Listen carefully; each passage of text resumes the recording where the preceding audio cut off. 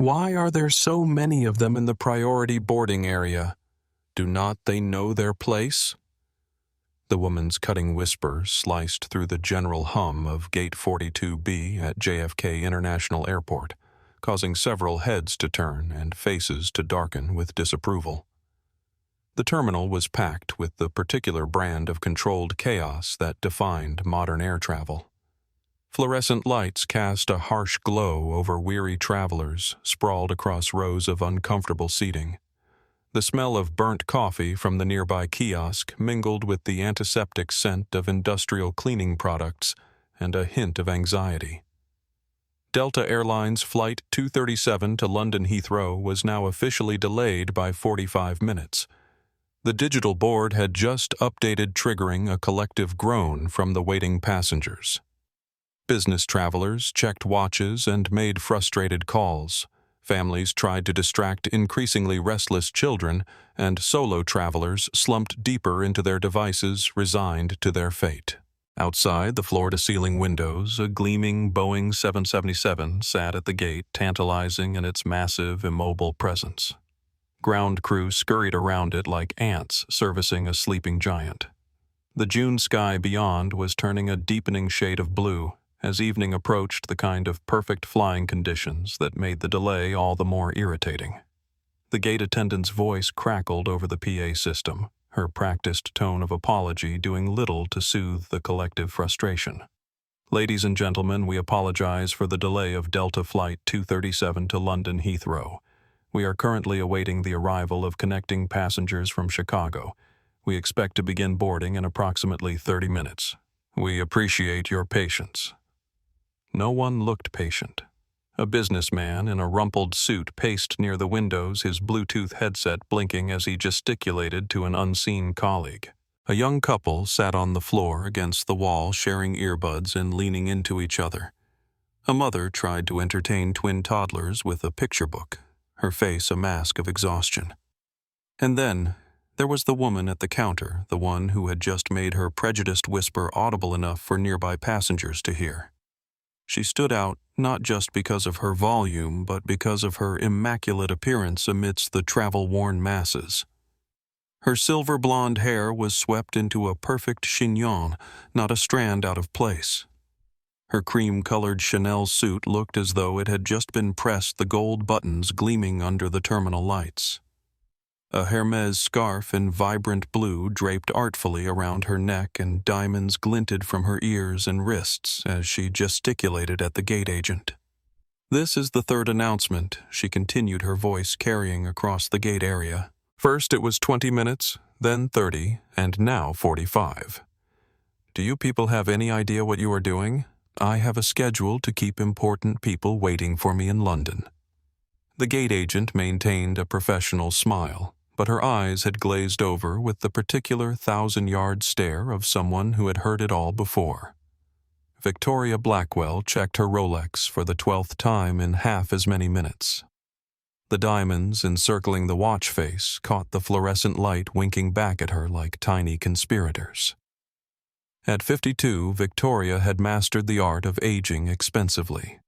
Her face had the taut, smooth quality that spoke of regular visits to Manhattan's most exclusive dermatologists and plastic surgeons, not enough to look artificial, just enough to look well-rested and refreshed, as her society friends would say. Stepping away from the counter with a final withering glance at the gate agent, Victoria returned to her strategically chosen seat, one with a clear view of the boarding door and sufficient distance from the masses. Her Louis Vuitton carry-on sat on the seat beside her, an effective barrier against anyone who might consider sitting near her. Two matching suitcases stood guard at her feet, the interlocking LV monogram announcing her status to anyone who cared to notice. She pulled out her phone and dialed with manicured fingers. Thomas. "This is absolute madness," she said without preamble when her husband answered. "The incompetence is staggering. Now they are saying 45 minutes. She listened briefly. "No, I cannot miss it. The Harrington Welleses are hosting the rehearsal dinner tomorrow night. It is crucial I am there to smooth things over after that ridiculous email from Lady Diana." Victoria lowered her voice, though not enough to prevent nearby passengers from hearing. Yes, I know she is important to the family, but really these people and their constant talk of social justice. We are giving them access to New York real estate royalty. Is not that enough? Eliza could have married anyone, and we are bending over backwards for these people.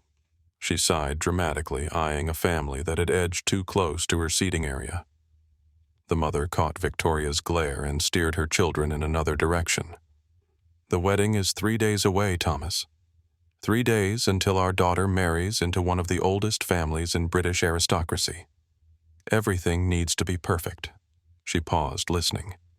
Of course, James is a catch. Oxford-educated heir to the Harrington Wells shipping fortune and that lovely estate in Kent. This is what we have worked for Thomas.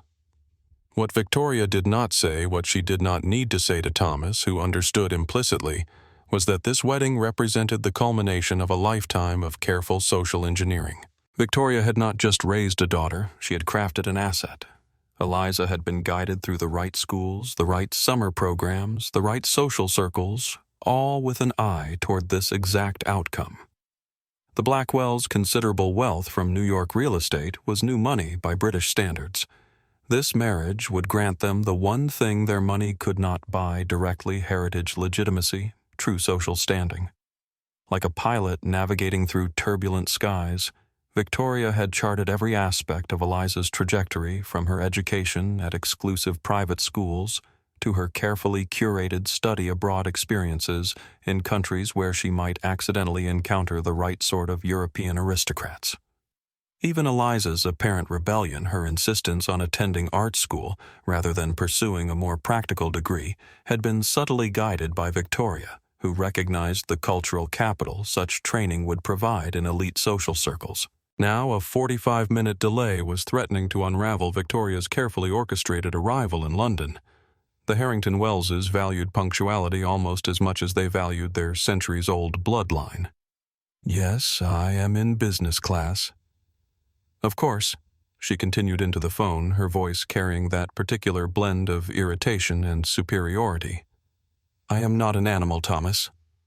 She glanced around the waiting area with thinly veiled disgust.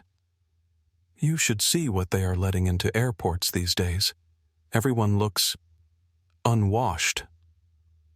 A mother trying to soothe a fussy infant caught Victoria's eye and quickly looked away, her cheeks coloring slightly. Victoria felt a flash of satisfaction at the woman's discomfort. Anyway, I will call when I land. The Harrington Wellses are sending a car to Heathrow. She emphasized the name loud enough for those around her to hear. It was important that people understood the caliber of her connections. Have you spoken to Eliza today? Is she nervous? Tell her Mummy is on her way. This wedding will be the event of the season. Victoria ended the call and dropped the phone into her Birkin bag, a limited edition piece in a subtle shade of burgundy that had cost more than a year's salary for most people at the gate. She smoothed her skirt, unnecessarily perfect already, and caught sight of her reflection in the darkened window. She allowed herself a small smile of approval.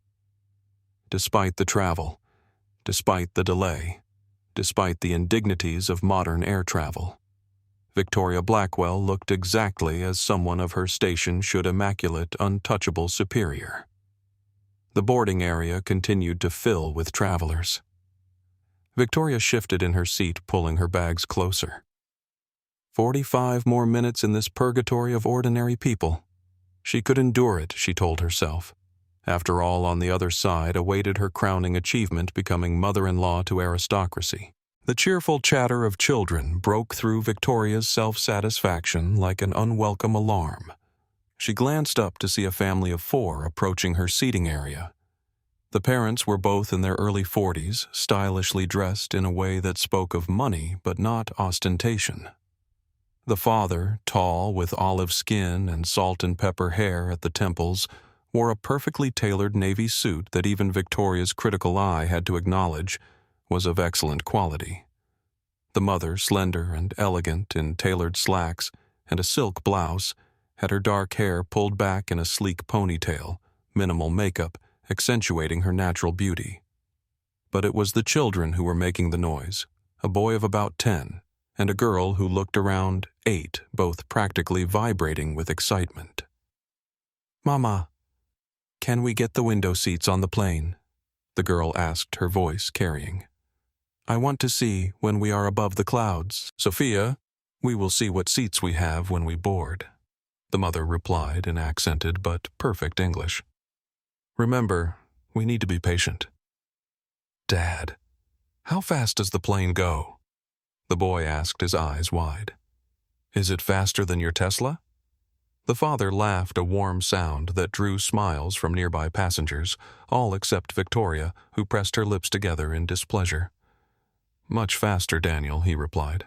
"About 10 times faster, actually." Dr. Garcia. A young man in hospital scrubs approached, looking slightly starstruck. "I am sorry to bother you, but I just wanted to say I attended your lecture at Columbia last month on minimally invasive cardiac procedures. It was brilliant." The woman smiled warmly. "Thank you.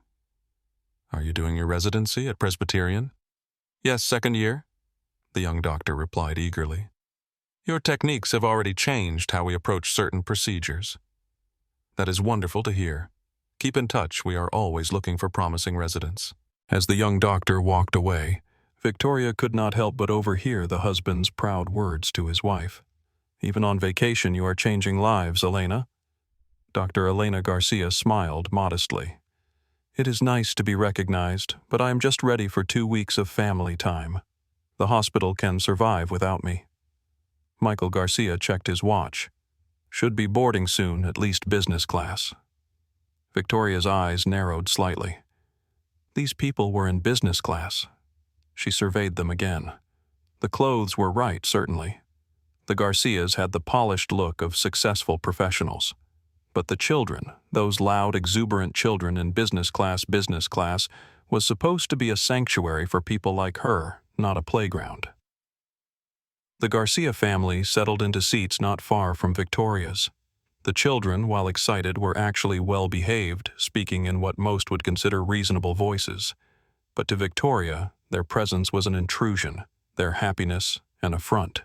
She shifted in her seat, pulling her Louis Vuitton carry-on closer, as though the family's obvious joy might somehow be contagious. The girl, Sophia, dropped her small backpack, and it slid slightly toward Victoria's carefully arranged luggage fortress. Victoria moved her feet quickly, as though avoiding contamination. Dr. Garcia noticed and gave Victoria an apologetic smile. Victoria did not return it. Delta Airlines Flight 237 to London Heathrow is now ready for pre-boarding. We invite our passengers requiring special assistance and families with small children to board at this time. The announcement sent a ripple of movement through the gate area. The Garcia children jumped up excitedly, but their mother gently pulled them back. "Not yet, niños. We are business class. They will call us next." Victoria gathered her belongings, standing ready. She smoothed her skirt again unnecessarily and positioned herself strategically near the priority boarding lane ahead of where the line would naturally form. Business class was always called after pre-boarding, and Victoria was determined to be first. "We now invite our Delta One and first-class passengers to board through Lane 1. Victoria moved immediately, cutting in front of an elderly couple who had also risen for priority boarding. She did not make eye contact as she swept past them, her Louis Vuitton luggage trailing behind her like obedient pets. "Boarding pass, please," the gate agent said, her expression neutral, but her eyes taking in Victoria's aggressive positioning. Victoria handed over her boarding pass with 2 manicured fingers. The agent scanned it, and the machine gave an affirming beep. "Thank you, Ms. Blackwell. Enjoy your flight." Victoria nodded curtly and proceeded down the jet bridge, the sound of her Manolo Blahnik heels echoing on the metal flooring. Behind her, she could hear the Garcia family being welcomed aboard the children's excited whispers carrying in the enclosed space. Entering the aircraft, Victoria was greeted by a flight attendant with a practiced smile. "Welcome aboard. Turn right for business class seat 3A is on your left." Victoria made her way to her window seat, noticing with dismay that the aisle seat across from her 3B was already occupied. A black man in his late 30s sat there, focused intently on his laptop. He wore a perfectly tailored charcoal suit, a crisp white shirt, and a subtle blue tie. His fingers moved rapidly over the keyboard, and a pair of expensive noise-canceling headphones rested around his neck. Victoria stowed her carry-on in the overhead compartment and settled into her seat with a small frown. As she arranged her personal items in the seat pocket, she glanced surreptitiously at the man's laptop screen complex spreadsheets and what looked like medical research data. The Garcia family made their way to row 4 directly behind Victoria.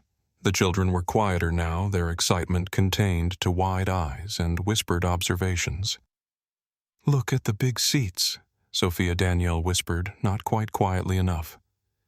"Shh," Elena reminded him gently. Inside voices on the plane. Victoria glanced back, her frown deepening as she watched the family settle in. As she turned forward again, she noticed more passengers entering the business class cabin. A black woman in a tailored business suit took her seat in 1D. An older black man with distinguished gray at his temples and horn-rimmed glasses settled into 2C, pulling out what looked like academic papers to review. Victoria's discomfort grew. She had not expected this. In her mind, business class had always been a sanctuary, a place where people like her people of means and status could travel in comfort away from the masses. But now looking around, she saw that at least a third of the business class cabin was filled with black passengers, like a bird of prey finding its territory invaded. Victoria felt her sense of ownership over the premium cabin space threatened. Her fingers tightened around the armrest knuckles, whitening slightly as she observed what she perceived as an encroachment. Her gaze drifted to a young Hispanic man in seat 2D who was discreetly adjusting his phone, seemingly setting it up to record something. Jordan Ramirez, according to the luggage tag visible on his sleek carry-on, had the casual confidence of a social media influencer, which in fact he was with over 2 million followers across platforms. Victoria pulled her cashmere wrap tighter around her shoulders, a physical manifestation of her mental withdrawal. This was not right. This was not what she had paid for. $7,000. That is what her business class ticket had cost. $7,000 for priority boarding for a spacious seat that reclined into a bed for attentive service and for the right kind of company. The kind of company that did not include noisy children or people who did not look like they belonged in business class. Victoria knew somewhere in the recesses of her mind that these thoughts were not acceptable in today's world. She would never voice them publicly, she was not stupid. But in the privacy of her own mind, she felt entitled to her discomfort, justified in her sense that something was off about the arrangement of this cabin. As more passengers boarded and the business class section filled, Victoria's unease crystallized into irritation. She glanced at her watch again as though the time might somehow validate her growing sense of grievance. $7,000, and this is what she got. The overhead bins slammed shut one by one as passengers settled in. The low hum of the aircraft systems provided a backdrop to the rustle of magazines, the click of seatbelts, and the murmured conversations around her. Victoria sat rigid in her seat, jaw tight, waiting for the flight attendant to offer her the pre-departure beverage that might take the edge off this increasingly unpleasant situation. "Can I get you a pre-departure beverage, ma'am?" The flight attendant's voice pulled Victoria from her simmering thoughts. The woman who stood in the aisle was in her early 40s with warm brown eyes and the confident posture of someone who had been managing airborne situations for decades. Her name tag read Sophia Morales, lead flight attendant, and her perfectly applied makeup and immaculate uniform spoke of professional pride. Champagne Victoria replied without looking up, her tone making it clear this was an expectation rather than a request. "Of course," Sophia responded smoothly. "And would you like a hot towel as well?" Victoria gave a curt nod, then added, "And can you do something about that noise?" Sophia glanced around momentarily confused. The cabin was relatively quiet, the normal sounds of boarding but nothing excessive. "I am sorry. Which noise are you referring to? Victoria tilted her head toward the row behind her. Those children. This is business class, not a playground. Sophia looked past Victoria to where the Garcia children were quietly settling into their seats. Sophia was carefully arranging colored pencils in a small case while Daniel was reading a book about space. They were being exceptionally well behaved by any standard. The children seem to be quite quiet, ma'am, Sophia observed diplomatically. But I will be sure to monitor the noise level during the flight. Victoria's eyes narrowed. It is not just the noise, she said, lowering her voice slightly. It is the entire situation. Sophia's professional smile remained in place, but a slight wariness entered her eyes. What situation would that be, ma'am? Victoria leaned forward, her voice a conspiratorial whisper that was not actually quiet enough to be private. I am not comfortable. She glanced meaningfully toward the black man in 3B, then at the Garcia family behind her. It is those people. This cabin. It is just full of them. I did not pay $7,000 for a business class ticket to feel unsafe. The words hung in the air like a toxic cloud poisoning the atmosphere. Sophia's expression froze, the professional smile still in place, but no longer reaching her eyes. Around them, the ambient noise of the cabin seemed to drop as passengers in nearby seats processed what they had just heard.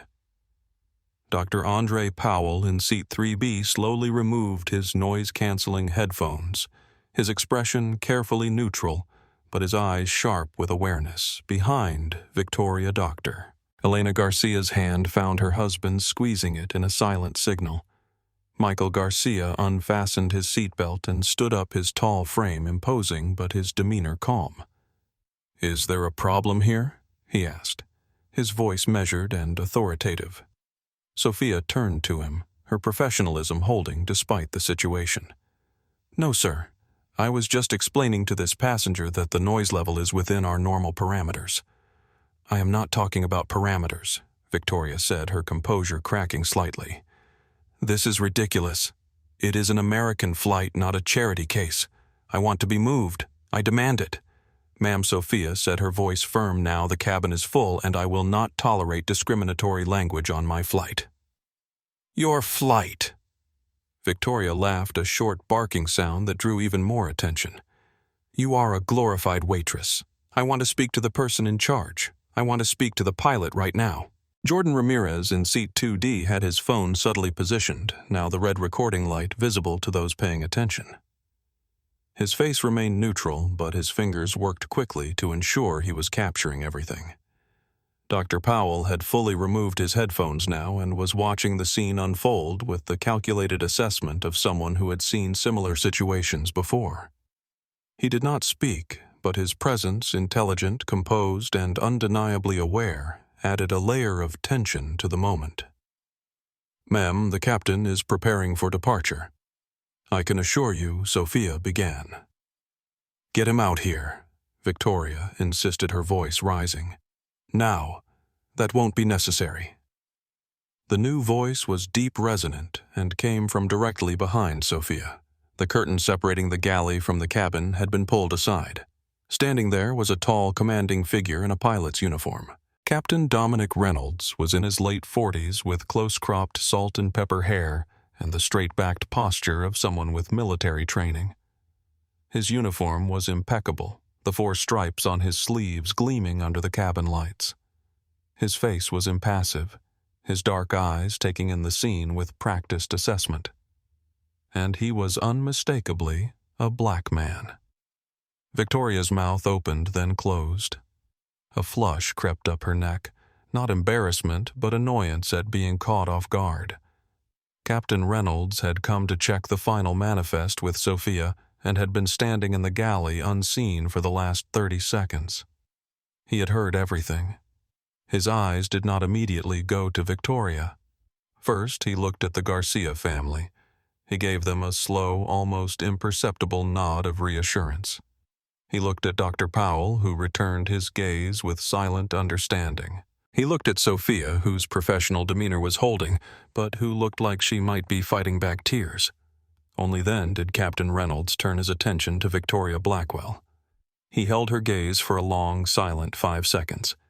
His expression was not angry. If anything, he looked profoundly tired, like a man who had seen this scene play out too many times before a bird of prey who had spotted this particular type of rodent countless times from his higher vantage point. He did not say a word to her. He simply turned to Sophia. "Sophia, please secure the galley for departure." Then, in a move that no one could have predicted, Captain Reynolds reached up and slowly, deliberately undid the top button of his uniform shirt. With the same measured precision, he removed his pilot's cap from his head and tucked it under his arm.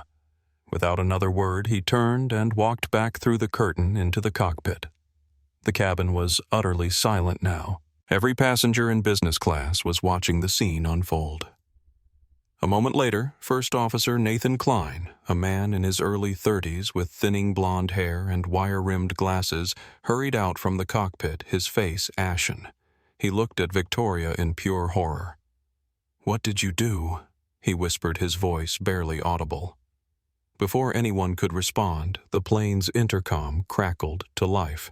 It was not the captain's voice. It was First Officer Klein, who had apparently ducked back into the cockpit and picked up the handset. "Ladies and gentlemen, this is your first officer speaking from the flight deck.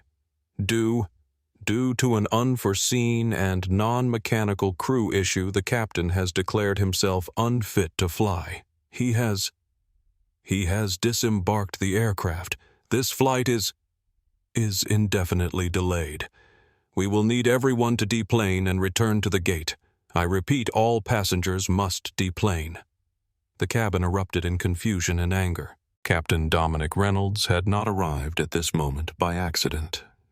25 years in aviation, 4 in the Air Force, and 21 in commercial aviation had prepared him for many things: emergency landings, sudden weather changes, medical crises at 37,000 feet. But nothing in his training had given him a protocol for what to do when a passenger objected to the color of his skin or the heritage of his fellow passengers. As he stood in the galley listening to Victoria Blackwell's words, he felt the familiar weight of this particular burden. It was not rage that filled him, though rage would have been justified. It was a bone-deep weariness, the kind that comes from fighting the same battle too many times. When he emerged from behind the curtain, he did so with the measured control that had become his armor. At 48, Dominic Reynolds carried himself with the disciplined posture that West Point had instilled in him before his transfer to the Air Force Academy. His uniform was impeccable, a personal standard he had maintained since his days as a second lieutenant. The 4 stripes on his sleeves represented not just his rank as captain, but the thousands of hours he had spent mastering his craft, earning the right to command an aircraft carrying hundreds of lives. His face betrayed nothing as he surveyed the cabin. Years of experience had taught him that his reactions were always scrutinized more heavily than his white colleagues. A raised voice, a flash of anger, even justified indignation, these were luxuries he could not afford, not without risking labels that would follow him throughout his career. So instead he led with compassion. His first glance went to the Garcia family standing awkwardly in the aisle of row 4. He knew that look. The mortification, the anger held in check, the protective instinct toward their children who were witnessing bigotry, perhaps, for the first time in such naked form. His slight nod to them was not just acknowledgement. It was solidarity, a silent communication that said, "I see you, and this is not about you." His eyes moved to Dr. Andre Powell, whose composed expression masked what Reynolds recognized as the calculation every black professional learns to make: when to speak up, when to remain silent, when to let someone else fight the battle. Powell's subtle nod in return spoke volumes, a recognition between 2 men who understood the complex calculus of navigating white spaces while black. When he looked at Sophia Morales, Reynolds saw the strain in her professional composure. As a Hispanic woman in aviation, she had doubtless faced her own versions of this scenario. The slight tremor in her hands did not escape his notice, the adrenaline response to conflict, to being put in an impossible position by a passenger who viewed her as nothing more than a waitress. His glance to her conveyed respect for her handling of the situation and absolved her of the burden of resolving it. Only after acknowledging these allies did Captain Reynolds turn his attention to Victoria Blackwell. Looking at her, he saw beyond the designer clothes and haughty expression. He saw a woman so ensconced in privilege that she viewed diversity not as normal but as an intrusion. He saw someone who had never had to question her right to occupy any space she chose. As he held her gaze for those 5 long seconds, he was making calculations of his own. He was thinking of FAA Regulation 121.5533, which granted him ultimate authority over the aircraft. He was thinking of his responsibility to all passengers, not just the ones paying $7,000 for a business-class seat. He was thinking of the children watching this encounter and what lesson they would learn from how it was handled. He was also thinking of his wife Amara, who had kissed him goodbye that morning with the familiar words, "Fly safe, but stand your ground." Amara, who had supported him through incidents like this before, who understood the toll they took, but never suggested he compromise his principles for an easier path. His decision, when it came, was not impulsive. It was calculated, considered, and compliant with all regulatory frameworks. As a pilot, Dominic Reynolds was responsible for the safety of everyone on that aircraft. And in that moment, he knew with absolute certainty that his judgment was compromised not by anger, but by the bone-deep exhaustion of confronting the same bigotry he had been navigating his entire life. As they taught at the academy, you cannot safely fly above the clouds if your mind is still mired in the fog below. He had a responsibility not just to Victoria Blackwell, not just to the other passengers, but to the entire operation to recognize when his focus was compromised. When he unbuttoned his collar and removed his cap, the universal signal that a pilot is off duty, it was not theater. It was an honest acknowledgement that he could not in good conscience command this flight with the focus and clarity required. Captain Reynolds was not just walking away. He was exercising the highest level of professional judgment by recognizing when he was no longer fit to fly. The simple act of removing his cap transformed the moment. Captain Reynolds's movements were precise and deliberate, like everything he did in the cockpit. His fingers moved to the top button of his uniform with the same measured confidence they showed when adjusting critical flight controls. The sound of the button releasing from its hole seemed unnaturally loud in the silent cabin.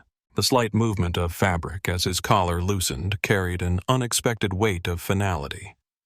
The careful way he tucked his cap under his arm, not carelessly, never carelessly, spoke of respect for the uniform, even in this moment of stepping away from it.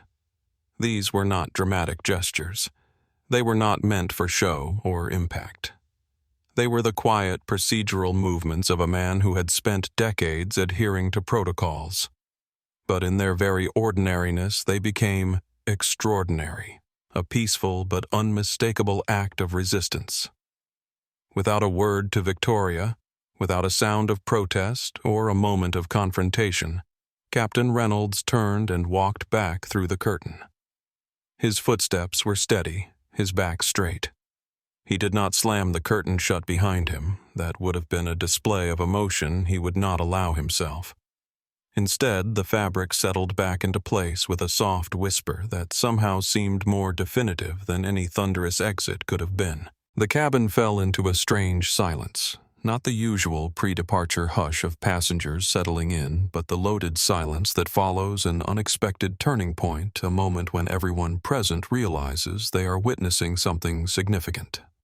First Officer Nathan Klein emerged from the cockpit moments later, his face drained of color. At 32, Klein was relatively new to long-haul international routes.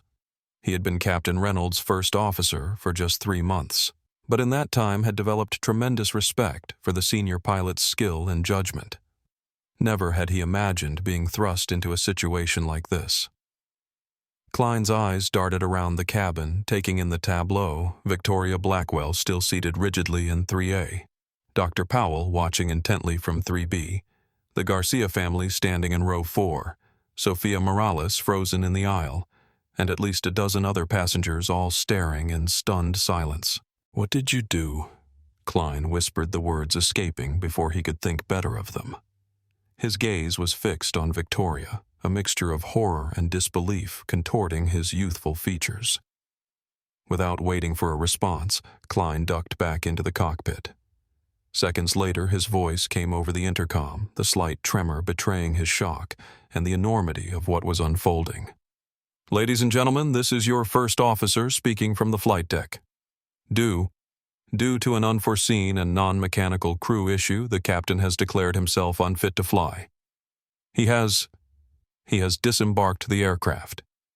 This flight is indefinitely delayed.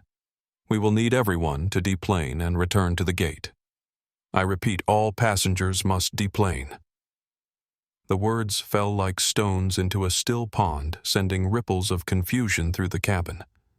There was a moment of stunned silence, and then the questions began overlapping and escalating in volume. "What does that mean? Unfit to fly? Did he just quit? What is happening?" Victoria Blackwell sat bolt upright, her face a mask of indignation. What? He abandoned his post. This is unprofessional. I have a wedding to get to Jordan." Ramirez's phone was still recording, capturing Victoria's reaction in high definition. His expression remained neutral, but there was a certain intensity in his focus now, the instinct of someone who knew they were documenting something significant. As the Garcia family gathered their belongings, Michael paused by Victoria's seat. He did not raise his voice. He did not need to. The cabin had fallen into a hushed state where every word carried. "I hope you are proud, lady," he said, his voice level but his eyes hard. "You complained there were too many of us on board." He paused, letting the words sink in. "Well, now there is one less. The most important one." Victoria was speechless. The blood drained from her face as understanding dawned. The captain she had demanded to see, the captain who had just walked off the plane, was one of them, the very people whose presence she had objected to. Throughout the cabin, passengers were processing what had happened. Some were checking their phones, already searching for alternative flights. Others were whispering to each other, recounting what they had witnessed. A few were openly glaring at Victoria, making no attempt to hide their disgust. Sophia Morales activated the intercom from her station in the galley. "Ladies and gentlemen, we apologize for this disruption. Please gather your personal belongings and proceed to the gate in an orderly fashion. Gate agents will assist you with rebooking options." As the reality of the situation sank in, a new sound began to fill the cabin, the soft metallic clicks of seatbelts being unbuckled, followed by the rustling of passengers collecting their belongings. The dream of London was evaporating, replaced by the harsh fluorescent reality of JFK at night, and all eyes were on the woman in seat 3A who had caused it. "This is outrageous," Victoria sputtered, still rooted to her seat, as passengers around her began to gather their belongings. "He cannot just walk off. There are rules, procedures." No one responded to her. The black woman in seat 1D deliberately avoided eye contact as she collected her laptop. The older black man in 2C shook his head slightly as he reached for his bag in the overhead compartment. Dr. Powell in 3B stood with measured calm, his movements unhurried but purposeful as he packed away his laptop. "He should be fired for this." Victoria continued, her voice rising. "I will be speaking to Delta Corporate about this completely unprofessional behavior." Jordan Ramirez was still recording his phone, now held more openly as the situation had fully escalated. He caught Victoria's eye and did not look away, the small red light on his device a clear indication that her words were being preserved. "Are you filming me?" Victoria demanded, her hand flying up as if to shield herself. "That is an invasion of privacy. Stop that immediately." "We are in a public space, ma'am," Jordan replied calmly. And this is a matter of public interest. Victoria finally unbuckled her seatbelt and stood gathering her belongings with jerky, agitated movements. Her hands trembled slightly as she pulled her Hermes scarf tighter around her neck, a reflexive gesture of self-protection. As passengers filed toward the exit, the atmosphere was charged with a strange, tense energy. The usual frustrated sighs and muttered complaints that accompany flight delays were absent. Instead, there was a focused, collective awareness, the sense that something significant had just occurred, something that transcended the inconvenience of altered travel plans. Victoria found herself isolated in a bubble of negative space as she moved down the aisle. Passengers who would normally press forward in the typical rush to deplane drew back slightly as she passed. No one wanted to brush against her as though her bigotry might be contagious. When she reached the jet bridge, Victoria's step faltered. Through the windows, she could see activity at the gate airline staff huddled in conversation, passengers gathering in clusters, and multiple phone cameras pointed in her direction. Word had spread rapidly, traveling faster than she could physically move from plane to gate. Jordan Ramirez was already tapping at his phone, uploading the video with a swift caption, "Racist passenger gets entire flight cancelled at JFK, had flight drama, #Captain stands." The upload bar filled rapidly, his premium data plan ensuring the video would be circulating before Victoria even reached the terminal. "Excuse me," a firm voice said from behind. Victoria turned to find Dr. Elena Garcia, her expression coolly professional, but her eyes hard. "You need to keep moving. You are blocking the exit." Victoria stepped forward, automatically unused to being instructed by others, but momentarily thrown off balance by the situation. As she entered the gate area, the buzz of conversation dropped momentarily, then resumed at a higher volume. She caught fragments of discussion. "That is her. The one who complained about. Can you believe she said Captain just walked off?" A young woman with purple-tipped hair pointed openly at Victoria while whispering to her companion. An elderly gentleman in a tweed jacket gave her a look of such profound disappointment that Victoria felt a rare flash of something approaching shame, which she quickly suppressed in favor of indignation. She straightened her shoulders and marched toward the gate desk, determined to regain control of the narrative. "I need to speak to a manager immediately," she announced to the gate agent, a young man whose name tag read Carlos. "This situation is completely unacceptable. Ma'am, if you could please wait a moment." Carlos replied, his customer service smile strained. "Our gate manager is on her way to address the situation." "I do not have moments to wait," Victoria insisted. "I have a connection to make.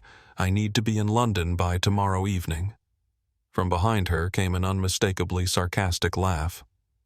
Victoria turned to see a middle-aged woman shaking her head. "Lady, none of us are going to London tonight because of you." A murmur of agreement rippled through the nearby passengers. Victoria felt heat rising in her cheeks, an unfamiliar sensation of being judged and found wanting by strangers, people she would normally consider beneath her notice. "You do not understand," Victoria said, her voice slightly higher than normal. "I have my daughter's wedding. It is critical that We all have places to be interrupted, a businessman in a rumpled suit. I am missing a meeting that took months to arrange. But I would rather be late than fly with a pilot who has been insulted by a passenger." Victoria opened her mouth to respond, but was cut short by the arrival of gate manager Luisa Hernandez, a composed woman in her 50s whose Delta uniform and authoritative presence immediately commanded attention. Ms. Blackwell Luisa asked, her tone professionally neutral, but her eyes assessing. "I am Luisa Hernandez, gate manager for Delta. I understand there was an incident on board that led to the cancellation of Flight 237. "There certainly was," Victoria replied, seizing the opportunity to present her version of events.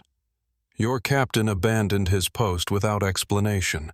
It was completely unprofessional and has disrupted the travel plans of everyone here. I expect Delta to remedy this situation immediately." Louisa's expression did not change, but something in her eyes hardened slightly. Ms. Blackwell, I have received a preliminary report from our flight crew. According to multiple witnesses, you made discriminatory comments about several passengers, and the captain himself, creating a hostile environment that compromised flight safety. Victoria felt the ground shifting beneath her. This was not proceeding as she had expected. That is not I merely expressed concerns about my comfort and safety. I paid $7,000 for my ticket. I have certain expectations. Ma'am Louisa said, her voice now carrying a definitive edge. Let me be very clear.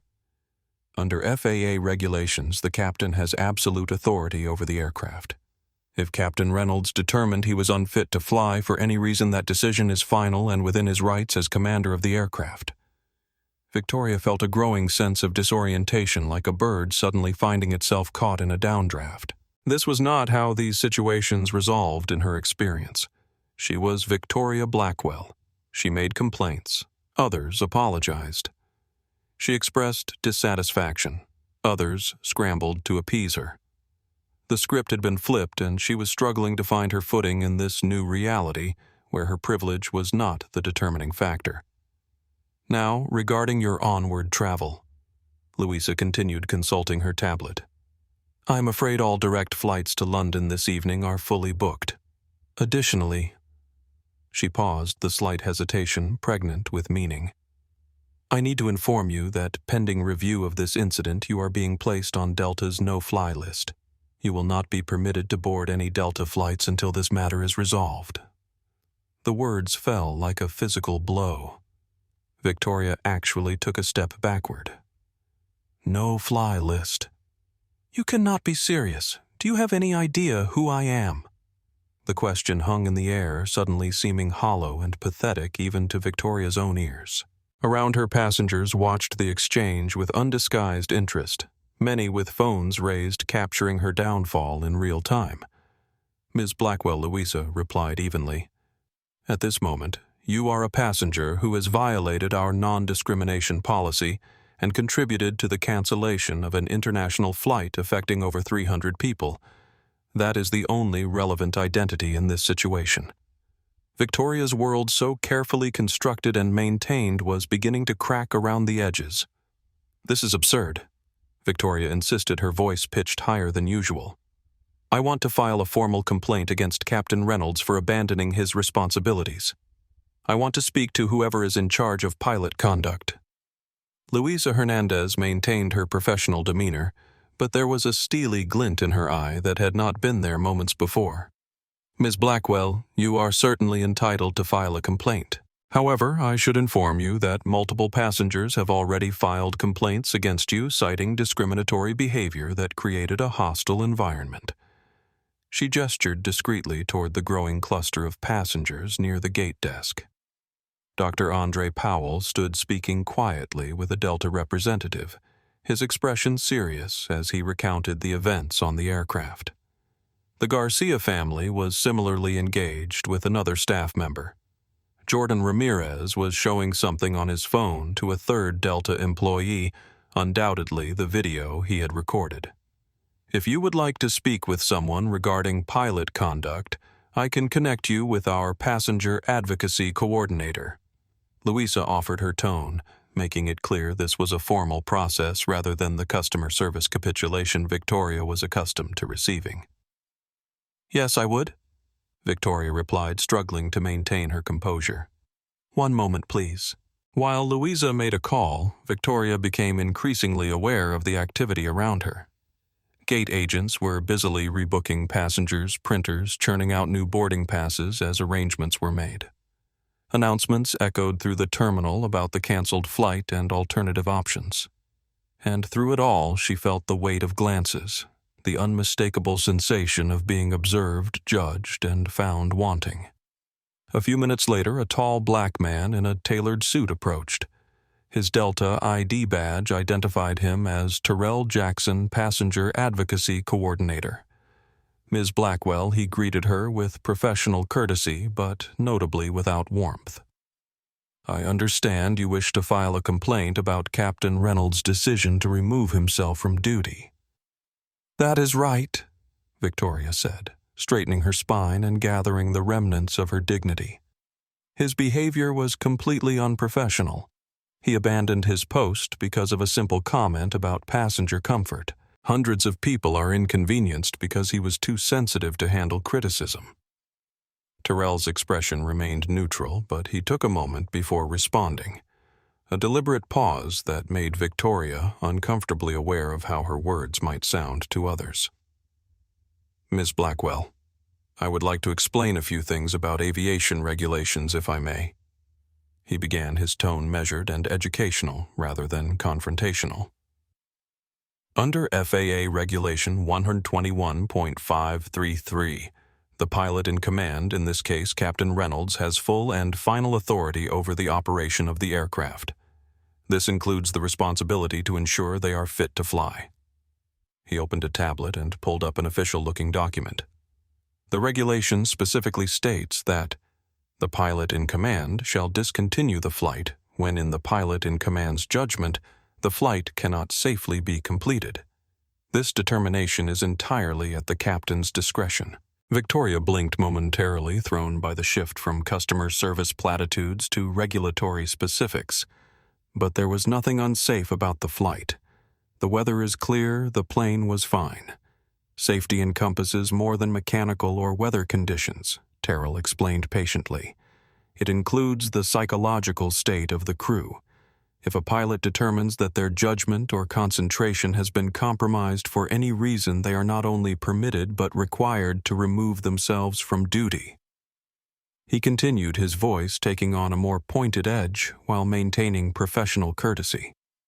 In fact, if Captain Reynolds had proceeded with the flight while believing his judgment was impaired, regardless of the reason for that impairment, he would have been in violation of federal regulations and potentially subject to license revocation. Victoria's certainty faltered.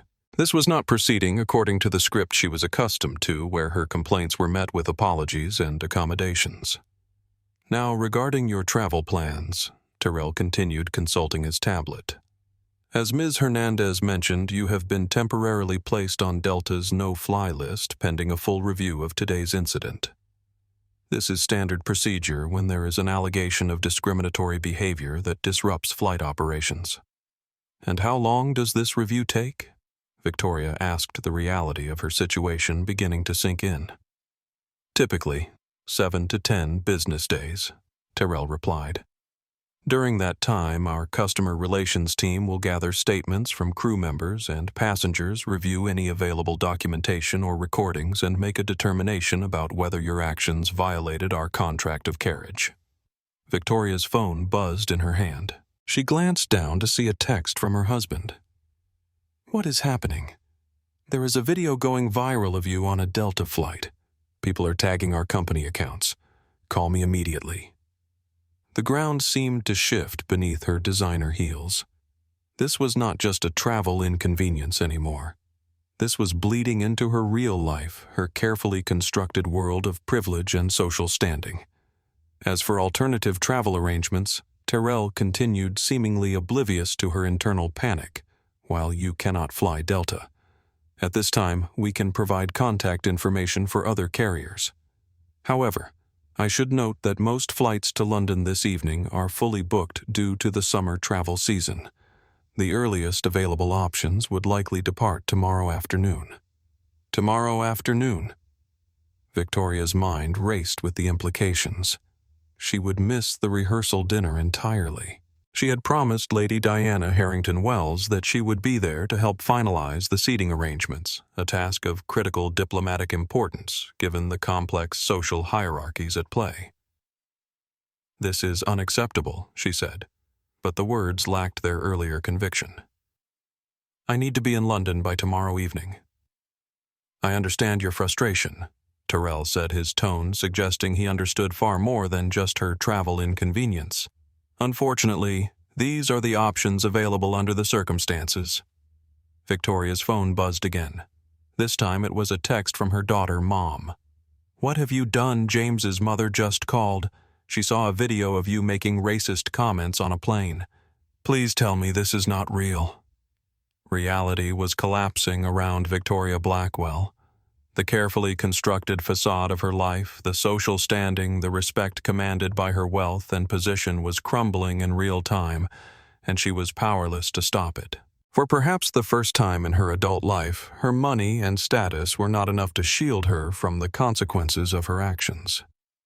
As she stood in the harsh fluorescent lighting of Gate 42B, surrounded by the consequences of her bigotry, Victoria Blackwell had never felt more exposed. By the time Victoria Blackwell finally secured a business-class seat on a British Airways flight, departing the following afternoon at nearly double the cost of her original Delta ticket, Jordan Ramirez's video had accumulated over 2.1 million views across platforms. The hashtags #Captain Reynolds, Stand, and #BusinessClassBigot were trending nationally, with the video being reshared by celebrities, social justice advocates, and ordinary people alike. Jordan, whose travel and lifestyle content usually garnered modest engagement, found himself at the center of a viral moment. His follower count had jumped by 300,000 in just 4 hours. As a content creator who had built his brand on authentic travel experiences, he recognized both the responsibility and opportunity presented by capturing this moment. "I was not trying to create a viral video," he explained during a hastily arranged interview with a popular morning news program that was being conducted via video call from his hotel room near JFK. "I just knew I was witnessing something important." When she started making those comments, I felt I had a responsibility to document it. The media landscape seized upon the story with predictable fervor. Cable news chyrons blared, "Business class bigot passengers racist comments," "Force flight cancellation." Online publications rushed to publish think pieces with titles like "The Entitlement Epidemic, When Privilege Meets Accountability," and "The Power of Walking Away, Captain's Quiet Protest Speaks Volumes." But it was not just traditional media that was amplifying the story. On Twitter, a user had quickly identified Victoria. The woman in the video is Victoria Blackwell, co-owner of Blackwell Properties, a major NYC real estate firm. Their website is already getting flooded with comments. Indeed, the Blackwell Properties website had crashed under the sudden traffic surge as thousands of people flocked to their contact page to express outrage. The company's social media accounts were being inundated with comments, many tagging major clients and business partners, asking if they condoned such behavior from their leadership. Screenshots from Victoria's personal Instagram account, featuring her at charity galas, exclusive social events, and luxurious vacations, were being circulated and dissected. Her carefully curated online presence, once a testament to her wealth and social standing, was now providing ammunition for critics who pointed to it as evidence of her disconnection from reality and sense of entitlement. "This is what happens when people live in bubbles of privilege," wrote one Twitter user in a post that had been retweeted over 50,000 times. "They forget how to interact with people who do not look like them." In the comment sections beneath the viral video, thousands shared their own experiences with discrimination while traveling, creating an impromptu repository of similar stories that highlighted how Victoria's behavior, while extreme, was not isolated. Black and brown professionals recounted being questioned about their first-class seats being mistaken for service staff or being subjected to extra scrutiny at security checkpoints. Dr. Andre Powell, the tech entrepreneur from Seat 3B, had been identified by colleagues who recognized him in the video. As the founder of MedTech Innovations, a healthcare technology company valued at over $200 million, Powell was well known in business circles. His company issued a brief statement on his behalf and a doctor. Powell appreciates the outpouring of support following yesterday's unfortunate incident. He commends Captain Reynolds for his professionalism and principled stance. This experience, while personally disappointing, reinforces why Dr. Powell's company remains committed to creating more equitable spaces in both healthcare and the broader business community. The Garcia family had declined media requests, prioritizing their children's well-being over public attention. But their presence in the video, particularly the moment when Michael Garcia calmly confronted Victoria, had resonated deeply with viewers. Comments praised his restraint and dignity in the face of blatant prejudice. For Sofia Morales, the lead flight attendant, the incident had triggered an outpouring of support from fellow flight attendants who shared the hashtag #StandWithSofia, highlighting the often invisible emotional labor required of service professionals who must maintain composure in the face of discriminatory behavior. In a particularly damaging development for Victoria, several former employees of Blackwell Properties began sharing their own experiences of discrimination within the company. An Instagram account named @BlackwellTruth sprang up overnight, collecting and publishing anonymous testimonials from past staff members, alleging that Victoria had fostered a toxic work environment where racial microaggressions were commonplace and promotions for people of color were rare. Delta Airlines issued a carefully worded statement that managed to address the incident without directly naming. Victoria Delta has a zero-tolerance policy for discriminatory behavior of any kind. We support our crew members' authority to ensure a safe and respectful environment for all passengers. We are investigating yesterday's incident and will take appropriate action.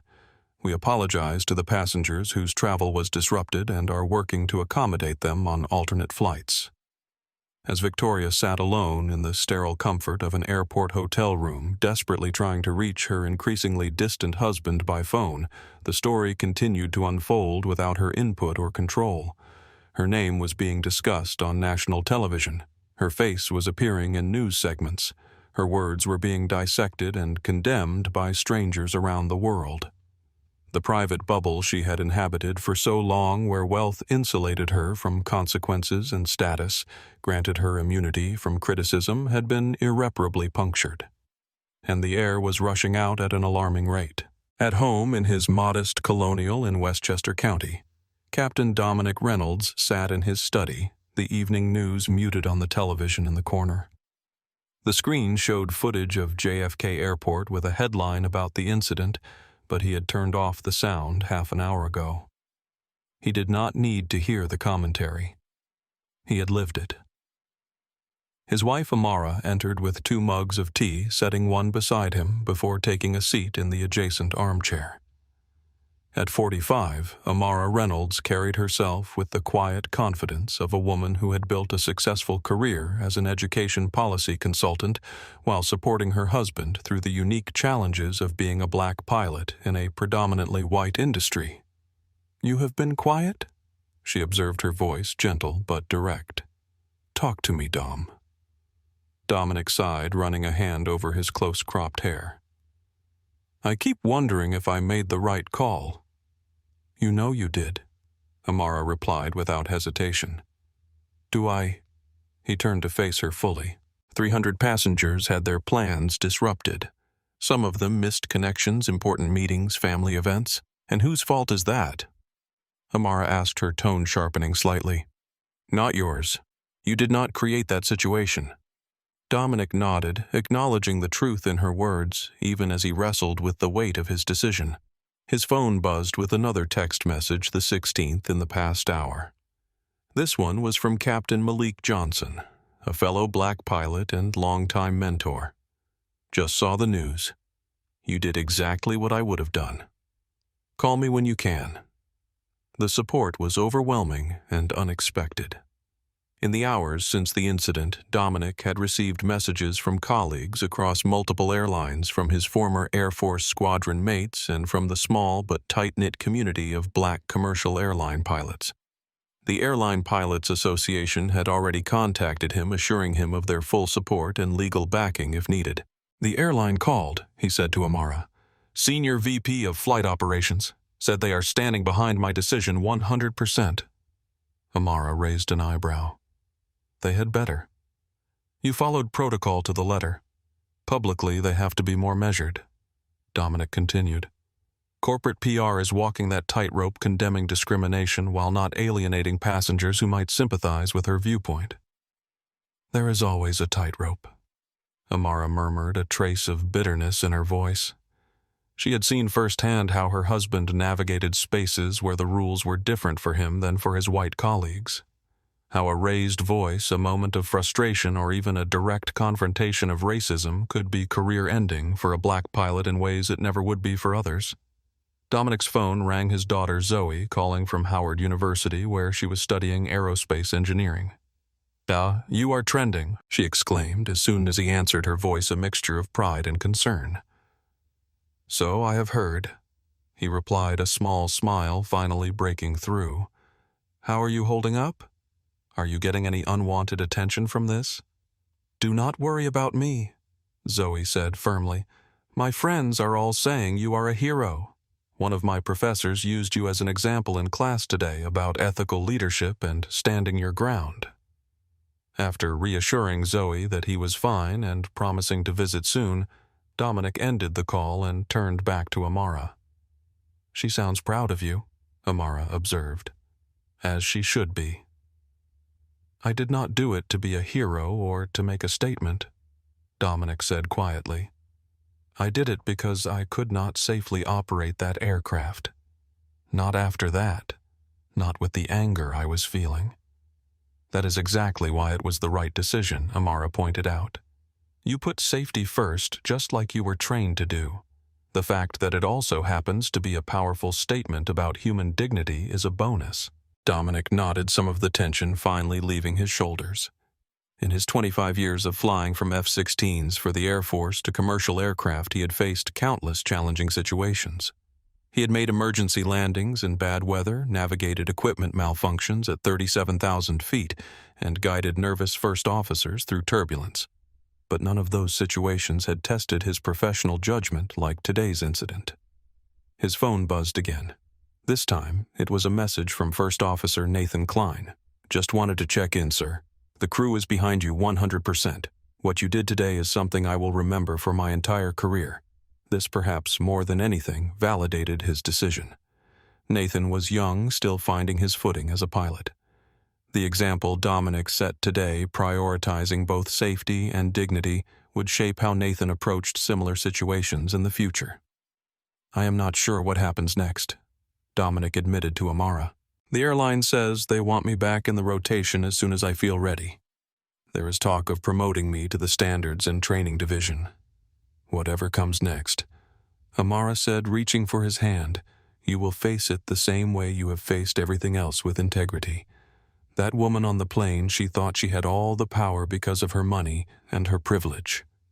But today you showed her and everyone else what real power looks like. The power to say no. The power to walk away. The power to demand respect, not just for yourself, but for every passenger on that plane." Dominic squeezed her hand, drawing strength from her unwavering support, as he had countless times before. Outside their window, reporters had already discovered his address and were setting up cameras on the sidewalk. Tomorrow would bring new challenges, new scrutiny. But for tonight, in the quiet sanctuary of his home, Captain Dominic Reynolds was at peace with his decision. "They are already talking about making this a case study for crew training," he said softly, "using it to teach new pilots about when and how to exercise their authority in non-mechanical situations. Your moment of standing up by walking away might change how airlines handle these situations for years to come." Amara replied with a gentle smile.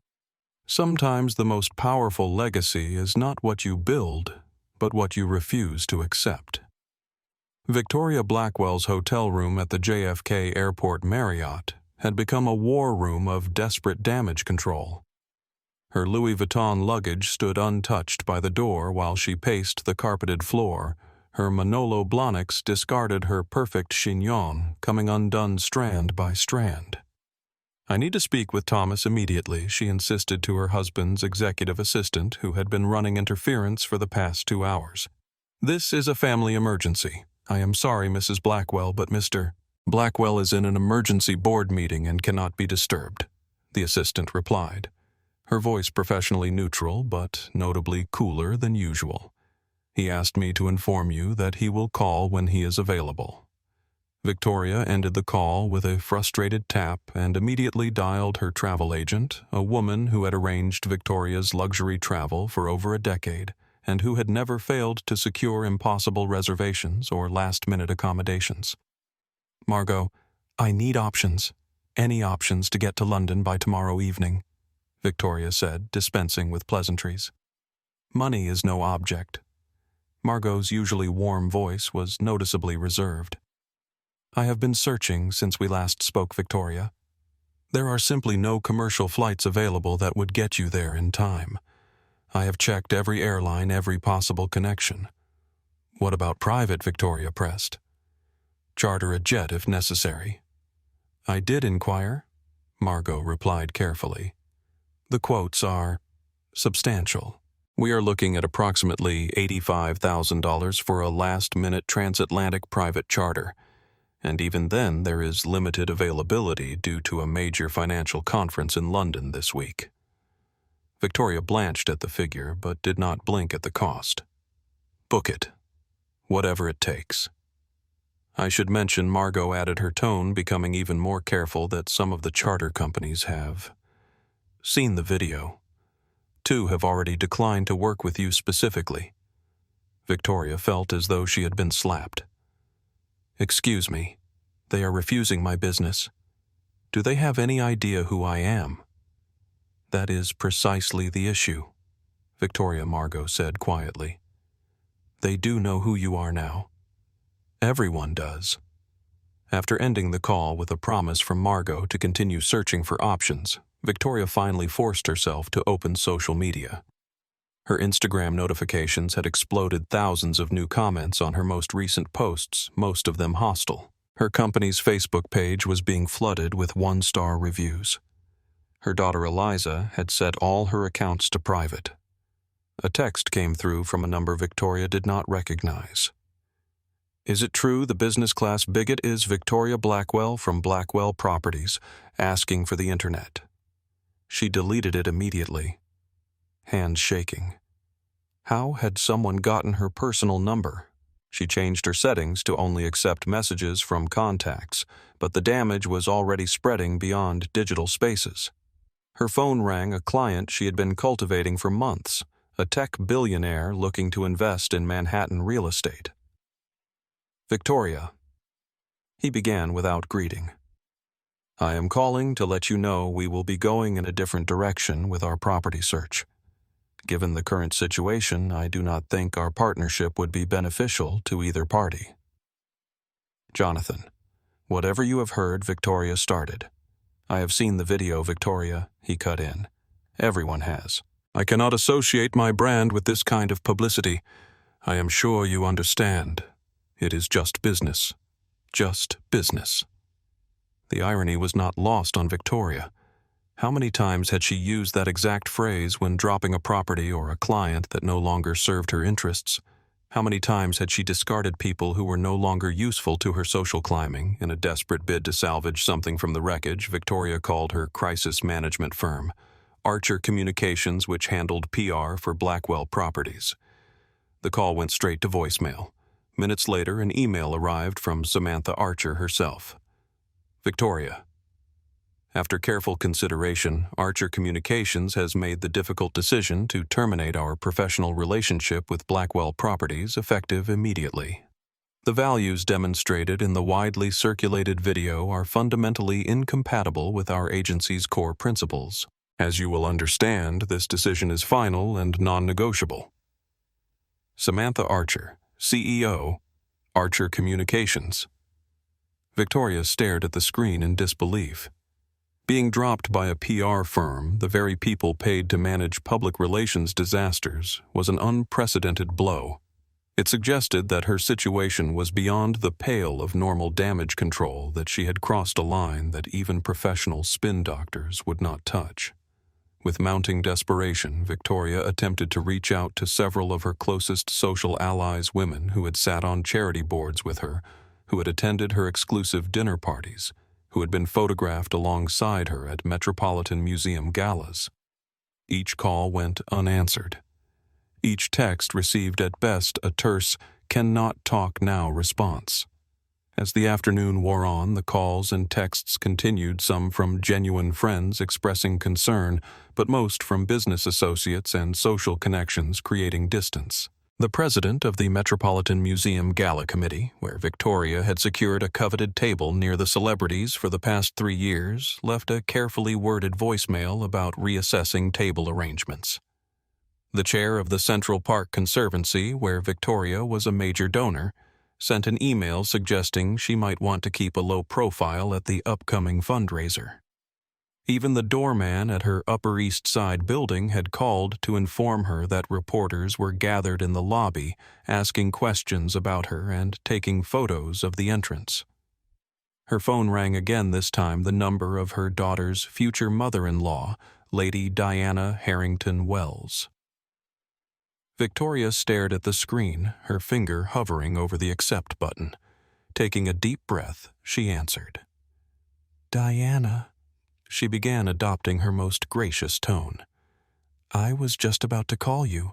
There has been an unfortunate incident. Indeed, there has came the crisp British accent, the aristocratic tones cutting like ice. I have just spent the last hour watching a video of my future daughter-in-law's mother making abhorrent racist comments on an aircraft. I have also spent the last 30 minutes comforting Eliza, who is utterly mortified. Diana, it is being blown completely out of proportion." "I rather think not." Lady Diana interrupted. "I have heard the words from your own lips, Victoria. Quite illuminating, if not particularly surprising." Victoria felt the blood drain from her face. "What do you mean by that?" "I mean, my dear, that one's true character has a way of revealing itself eventually. I have had my suspicions about you since we first met, but I had hoped for Eliza's sake that I was mistaken." The call ended shortly thereafter, with Lady Diana making it very clear that while the wedding would proceed as planned, Victoria's role in it and her welcome in the Harrington Wells family circle would be significantly diminished. Alone in her hotel room, surrounded by the trappings of her wealth but stripped of the social standing that gave that wealth its meaning, Victoria Blackwell began to understand that some damage could not be repaired with money or connections. Some bridges once burned left only ashes, where once there had been pathways to privilege. Victoria's British Airways flight landed at Heathrow 22 hours later than her originally scheduled arrival. The journey had been an exercise in humiliation. Despite paying for business class, she had spent the 7-hour flight in a state of hypervigilance, acutely aware of the glances from fellow passengers who seemed to recognize her from the now viral video. The flight attendants had been professionally courteous but notably cool, their smiles never reaching their eyes when they addressed her. As she emerged from customs, Victoria was met not by the Harrington Wells family driver as originally planned, but by a young man in a suit holding a tablet with Blackwell displayed on the screen. "Mrs. Blackwell, I am from Exquisite Executive Transport. Lady Diana arranged for me to take you to your hotel." "Hotel?" Victoria's brow furrowed in confusion. "There must be some mistake. I am staying at Harrington House for the wedding." The young man checked his tablet, looking uncomfortable. "I am afraid my instructions are to take you to the Dorchester.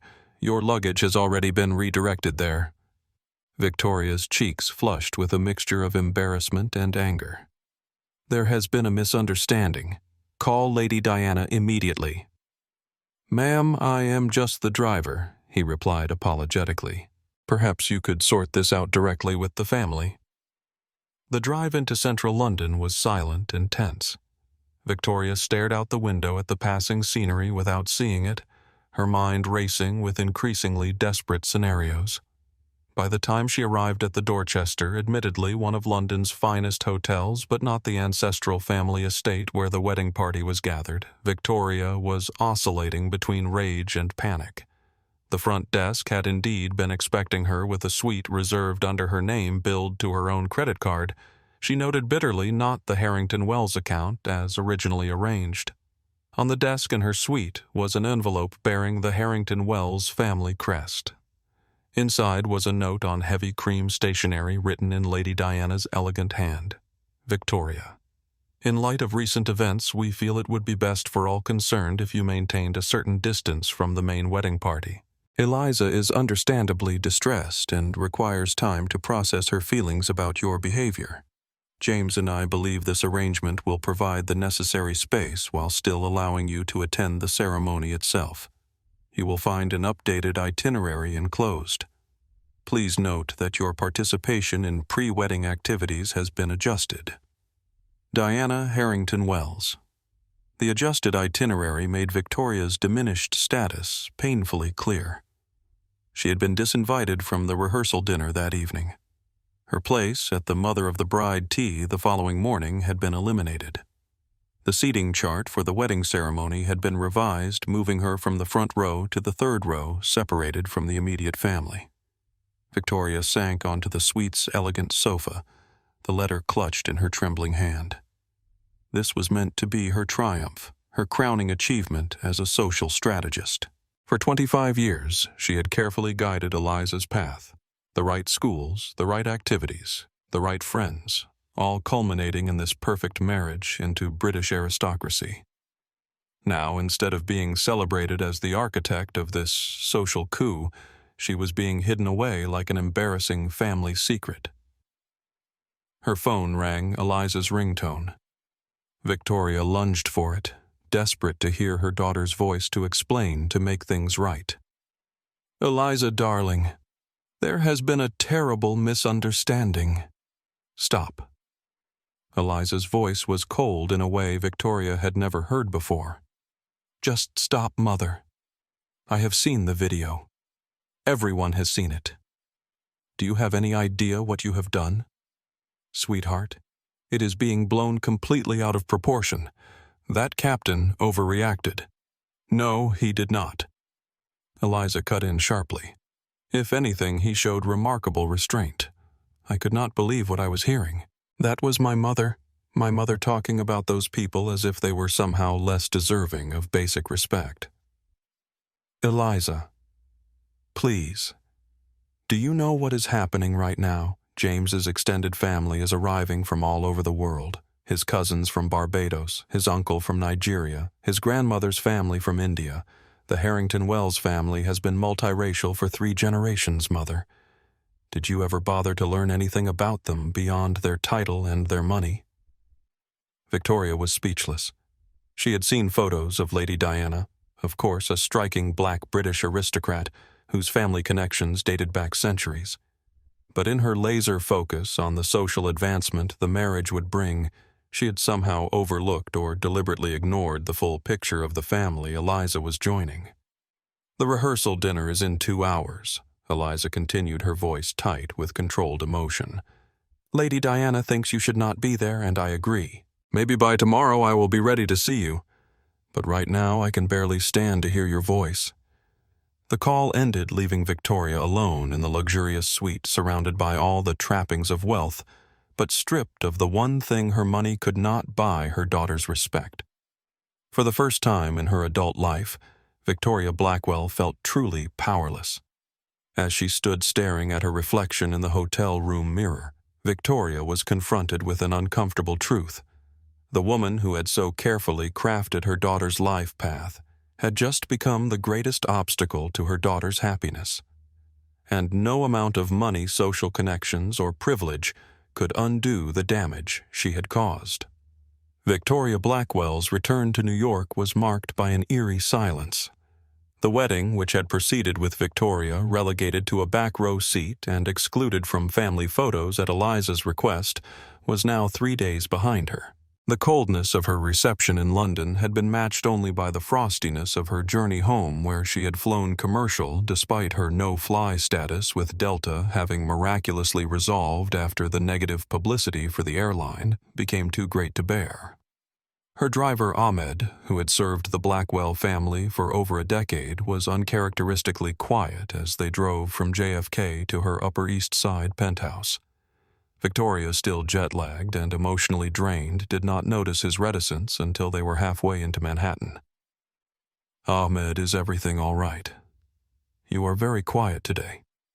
He met her eyes briefly in the rearview mirror before returning his gaze to the road. Everything is fine, Mrs. Blackwell. Just focusing on traffic. But everything was not fine, as Victoria discovered when she finally reached her penthouse. Thomas was not home, his closet half empty, his personal items missing from the bathroom. On the kitchen island was a note in his precise handwriting, staying at the Beekman for now. We need to talk, but not today. We'll call tomorrow. Victoria sank onto one of the Italian leather bar stools, the note trembling in her hand. In 27 years of marriage, Thomas had never spent a single night away from home except for business travel. The emptiness of the penthouse seemed to echo with unspoken accusations. Her phone, which she had mostly ignored during the flight, was overflowing with notifications. Over 200 emails, dozens of missed calls, and a flood of text messages demanded her attention. With growing dread, Victoria began to sort through them, starting with her assistant's increasingly urgent messages. Victoria, the board is requesting an emergency meeting tomorrow morning. Landmark Investments is threatening to pull out of the Hudson Yards project. They are citing reputational concerns. The Times is asking for a comment regarding your viral video. What should I tell them, Victoria? Please call me back. This is getting worse by the hour. She switched to her email, scanning subject lines with mounting horror. Urgent. Client withdrawal of services. Termination of partnership agreement. Request for your immediate response. Central Park Conservancy Board meeting.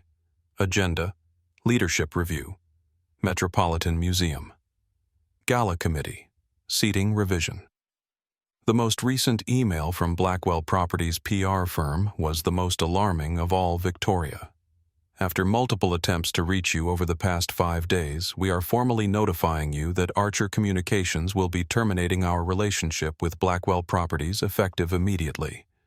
The recent incident involving your discriminatory comments has created an untenable situation that goes against our company's core values of inclusivity and respect. Furthermore, we must advise you that our attempts to contain this situation have been unsuccessful. The video has now been viewed over 15 million times across platforms. Major media outlets have run features on both the incident itself and what they are characterizing as a pattern of problematic behavior by you and potentially Blackwell Properties as a whole. Several former employees have come forward with allegations of discriminatory practices within your company, and at least 2 journalists are investigating these claims for upcoming pieces in major publications. Given these circumstances, we can no longer effectively represent your interests, nor do we wish to be associated with the positions expressed in the video. Samantha Archer, CEO, Archer Communications. Victoria stared at the screen, a cold weight settling in her stomach. This was not just a PR problem or a temporary social embarrassment. This was an existential threat to everything she had built. Her phone rang Thomas's ringtone, despite his note saying he would call tomorrow. Apparently, he had decided that whatever needed to be said could not wait. Thomas. She answered, unable to keep the relief from her voice. I just got home. Where are you? We need to discuss how to handle this situation. That is exactly why I am calling her husband, replied his voice uncharacteristically hard. I have spent the past 5 days dealing with the fallout from your behavior, Victoria.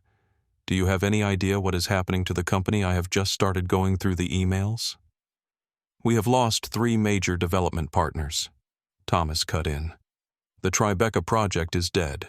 Hudson Yards is hanging by a thread. 4 board members have threatened to resign unless we take decisive action, and our stock has dropped 17% since the market opened Monday morning.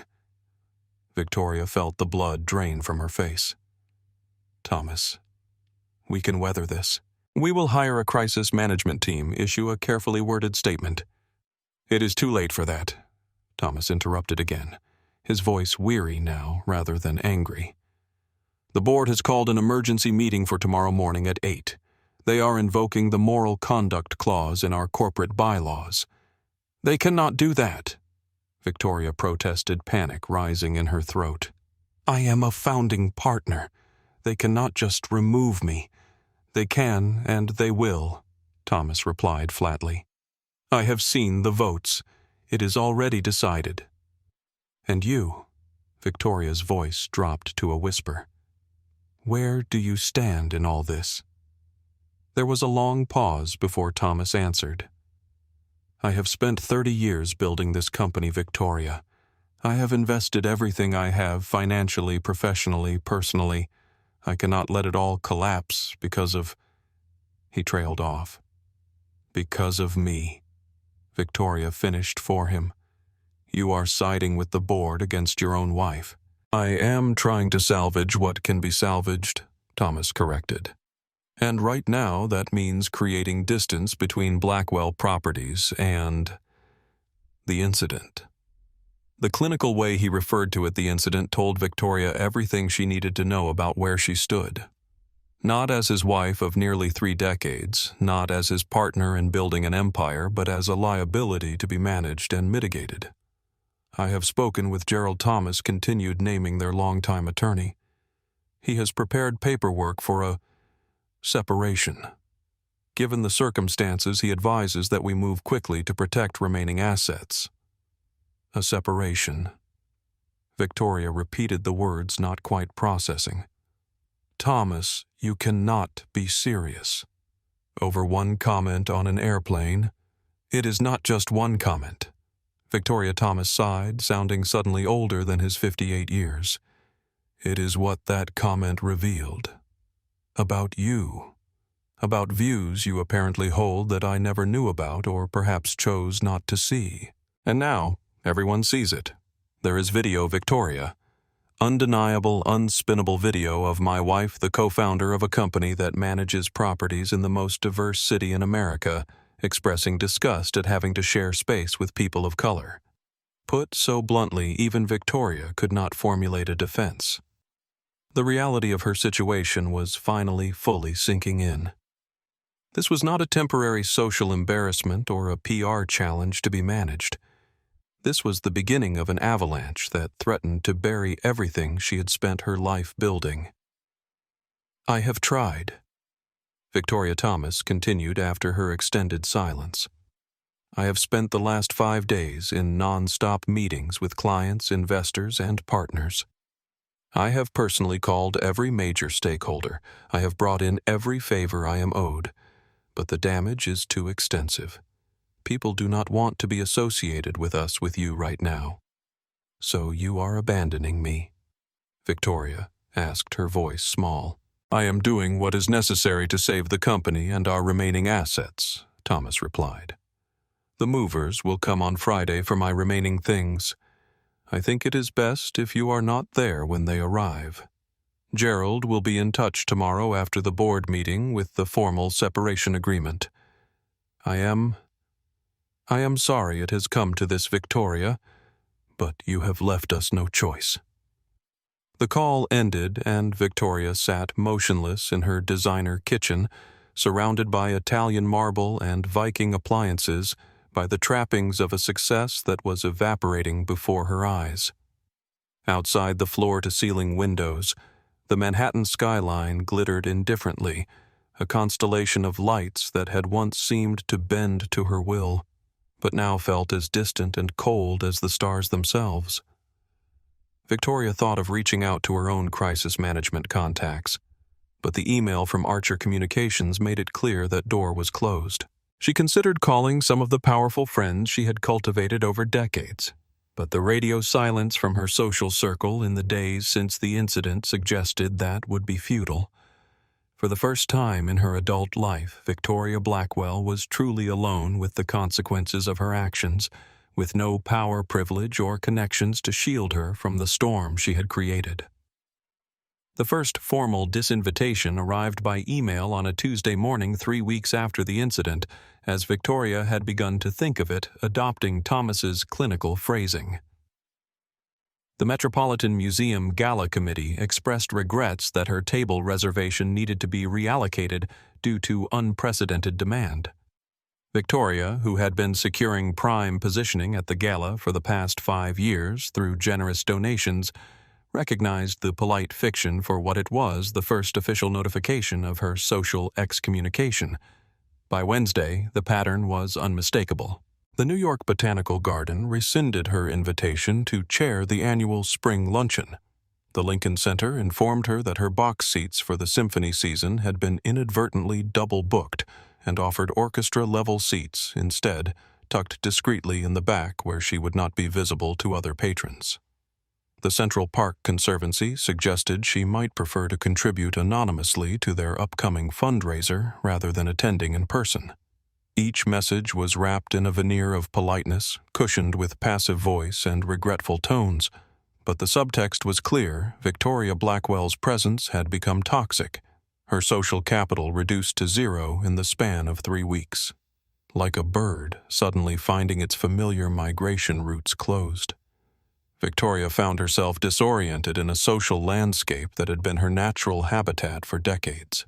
The invisibility of a woman who had once commanded attention in any room was perhaps the cruelest aspect of her new reality.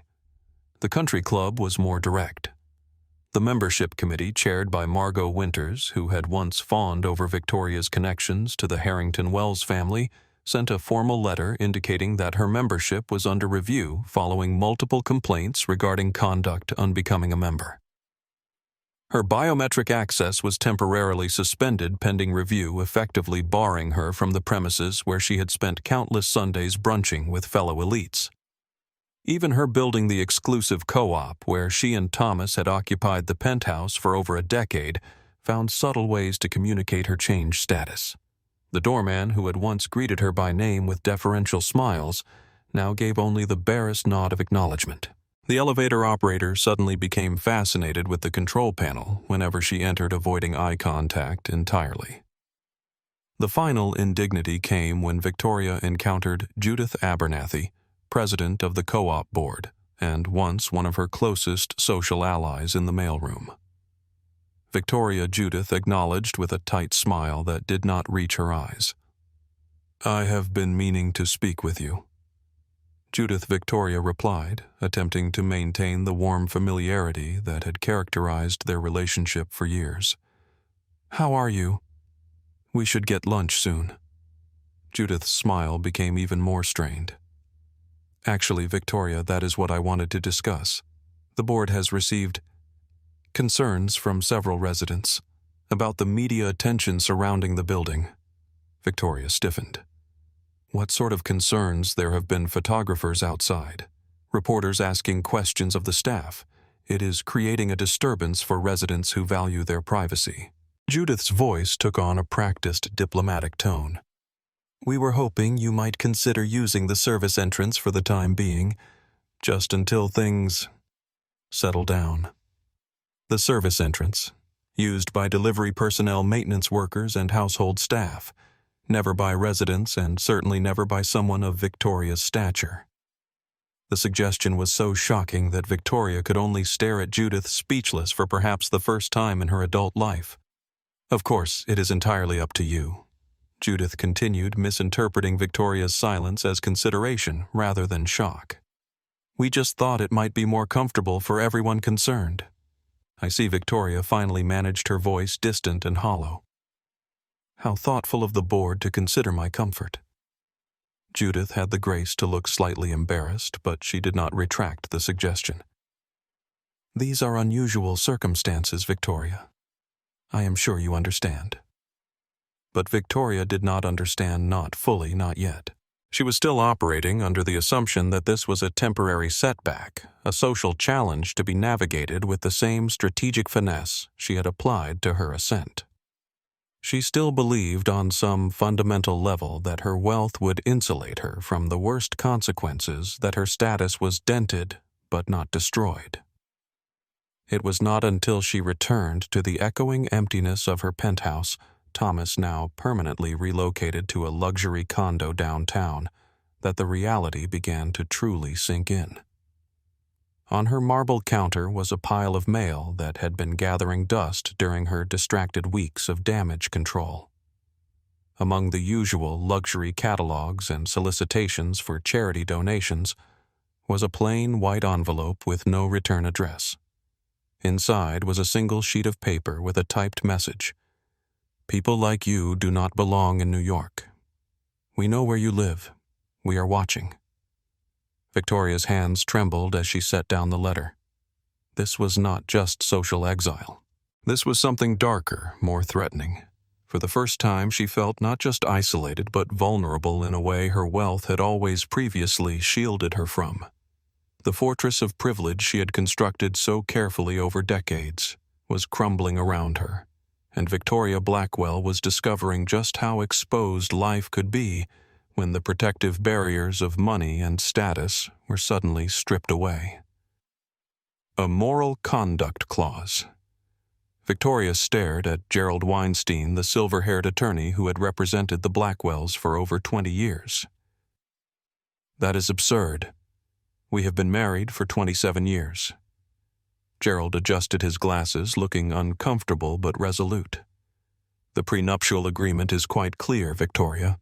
Section 8, paragraph 3 states that any conduct by either party that brings significant public disrepute or professional damage to the other party constitutes grounds for dissolution with modified asset division." Thomas's legal team is arguing quite persuasively, I might add, that your recent actions meet this threshold. They were sitting in Gerald's corner office at Weinstein Goldberg and Associates, surrounded by the trappings of old money legal success, leather-bound law books, discreetly displayed awards, and panoramic views of Central Park. Once this environment had felt like an extension of Victoria's own world, a place where her wealth commanded respect and preferential treatment. Now it felt like foreign territory. "And you agree with them?" Victoria asked, her voice sharp with disbelief. "After everything Thomas and I have built together?" Gerald sighed, setting down the prenuptial agreement he had himself drafted, nearly 3 decades earlier. "My personal opinion is irrelevant, Victoria. As your attorney, I am obligated to inform you that Thomas has a strong legal position. The documentation of the incident is indisputable. The business consequences are quantifiable. Blackwell Properties has lost 3 major development partners and approximately $145 million in market capitalization in the past month alone." Victoria's mind raced, searching for a counter-strategy. "What about my contributions to the company I have been co-CEO for 20 years? I have brought in half our major clients, and you will be compensated for that," Gerald assured her, though his tone lacked conviction. "But given the circumstances and the specific language of the prenup, the compensation will be significantly less than a standard 50-50 division. Thomas's team is proposing a 78-22 split in his favor, with you retaining the Hamptons property and a lump sum settlement." 22%. Victoria's voice rose in outrage. "That is highway robbery. I built that company as much as he did." "They are arguing that your actions have cost the company far more than 28% of its value," Gerald explained patiently. "And they have the financial reports to back it up. The Hudson Yards project alone. I do not want to hear about Hudson Yards." Victoria snapped, rising from her chair to pace the expensive carpet. "I want to hear how you are going to fight this ridiculous proposal." Gerald's expression remained professionally neutral, but there was a hint of resignation in his eyes. "I will certainly negotiate on your behalf, Victoria, but I need you to understand the reality of your position. The courts tend to uphold moral conduct clauses, especially when there is clear documentation of the conduct in question and measurable damages to the other party." The discussion continued for another hour, with Gerald laying out options that grew increasingly unpalatable. Victoria could fight the divorce terms, but that would mean a public court battle that would further damage her already shattered reputation. She could attempt mediation, but Thomas had made it clear he was not interested in compromise. She could agree to the proposed terms, salvaging what she could from the wreckage of her marriage and moving forward. "I need time to think," Victoria finally said, gathering her Hermes bag and standing to leave. "And I expect you to come up with better options than surrendering 78% of what I have spent my life building." Gerald nodded, but his expression was not encouraging. "Of course. Take the weekend to consider everything we have discussed." "But Victoria," he added as she reached the door, "I would advise against making any major financial moves in the interim. The court has already approved Thomas's request to freeze joint assets during proceedings. Victoria froze her hand on the doorknob. He froze our accounts. All of them. I am afraid so, Gerald confirmed. It is standard procedure in high-asset divorces, especially when there are concerns about potential asset dissipation. So what am I supposed to live on? Victoria, demanded the pitch of her voice rising with panic. You still have access to your personal accounts and credit cards, Gerald assured her. Just not the joint assets or company accounts. Victoria left the law office in a daze, the magnitude of her situation finally beginning to penetrate the protective shell of denial she had constructed. The joint assets represented the vast majority of her wealth. Her personal accounts, while substantial by most standards, were a pittance compared to the fortune she had grown accustomed to commanding. Like a migrating bird suddenly finding itself caught in a storm, Victoria felt buffeted by forces beyond her control, her usual navigation tools rendered useless by circumstances she had never anticipated. Back at the penthouse, a new email awaited her from Eliza. Victoria opened it with trembling fingers, desperate for any connection to her daughter, who had been maintaining radio silence since the disastrous wedding. Mother, I have spent the past month trying to process what happened and what it reveals about you. After much reflection and many conversations with James and his family, I have come to a difficult decision. I cannot maintain a relationship with someone who holds such views that directly denigrate my new family and the values I have come to embrace. James's relatives, whom you so casually dismissed as those people, have shown me more warmth, acceptance, and genuine love in the past month than I have felt in years of navigating your social expectations and conditional approval. Perhaps someday, if you truly understand the harm your words and attitudes cause and make genuine amends, we might rebuild some form of relationship. But for now, I need to protect myself and my new family from your toxic influence. I have instructed the moving company to collect my remaining belongings from the penthouse next week. Please ensure they have access. Eliza Victoria read the email 3 times, each reading more painful than the last. The clinical tone, the formal language, this was not her daughter's voice. This was the voice of someone who had emotionally severed ties, who was treating their own mother like a toxic business relationship to be professionally terminated. When Thomas called that evening, Victoria was already halfway through her second bottle of Chateau Margaux, the $2,000 wine, doing little to numb the pain of Eliza's rejection. I am giving you one last chance, Victoria, Thomas said without preamble. Issue a public apology. Take responsibility. Show some genuine remorse and willingness to change. If you do that, I will consider a more equitable settlement. Victoria's pride, the one thing she had left, flared hot and bright. Apologize for what? For expressing concerns about my comfort and safety. For having standards, I will not grovel for public approval. Thomas. Not even for you. The silence on the other end of the line stretched long enough that Victoria wondered if the call had disconnected. When Thomas finally spoke, his voice was quiet but resolute. Then there is nothing more to discuss. The lawyers will handle everything from here. He paused. Goodbye, Victoria. The line went dead, and with it, the last tether connecting Victoria to the life she had spent decades constructing. Family fortune, social standing, all were slipping away, victims of a single moment of unguarded prejudice that had revealed the ugliness she had always kept carefully concealed beneath her polished exterior. 6 months after the incident, Victoria Blackwell stood in the echoing emptiness of her penthouse, watching as auction house employees carefully wrapped and labeled the artifacts of her former life. The Italian marble dining table where she had hosted power brokers and social elites. The Picasso sketch that had graced her entryway, a status symbol as much as an art piece. The collection of first edition books she had never read but had displayed prominently to project intellectual sophistication. The divorce had been finalized with brutal efficiency, the moral conduct clause proving as damaging as Gerald had warned.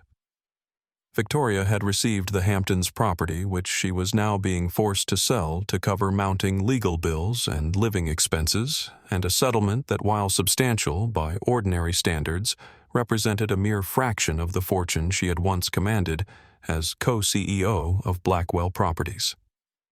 The auction had not been her choice.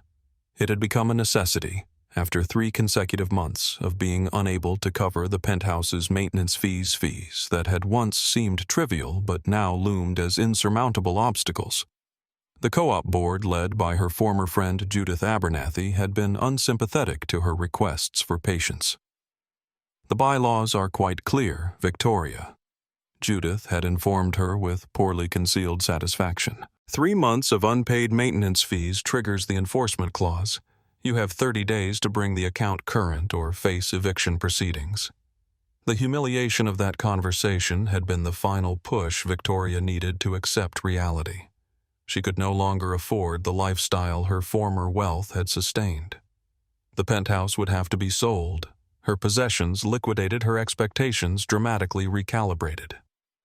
Her financial advisor, Martin Goldstein, had laid out her situation with brutal clarity at their last meeting.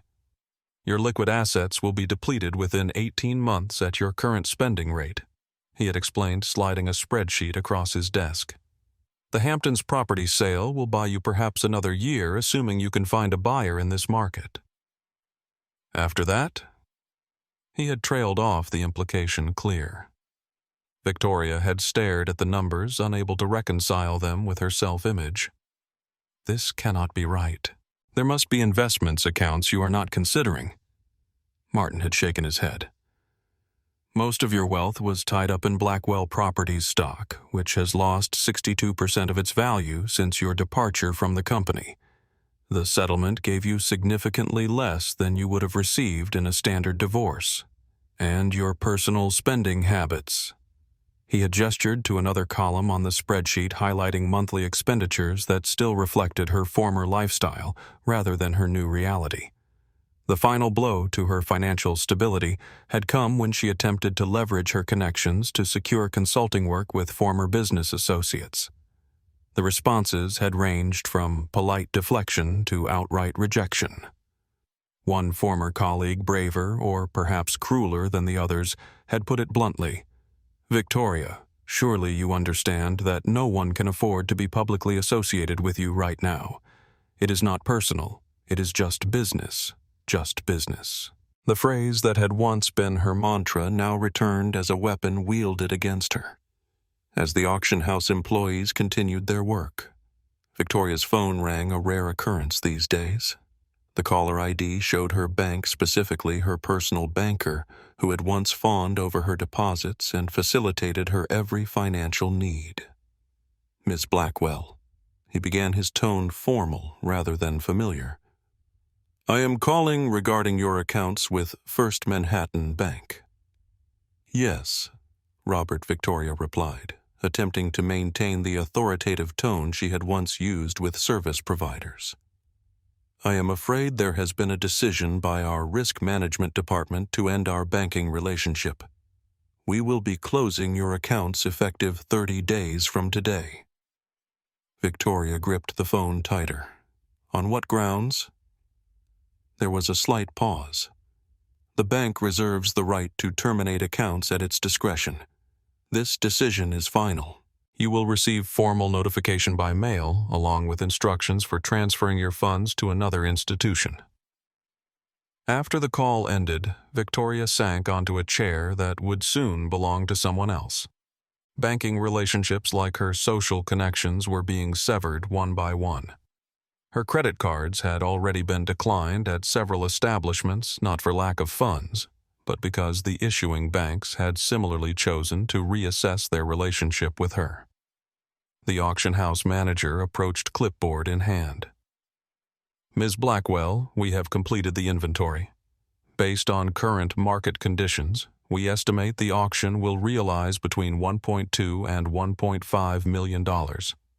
After our commission and the outstanding maintenance fees, you should receive approximately $1.1 million.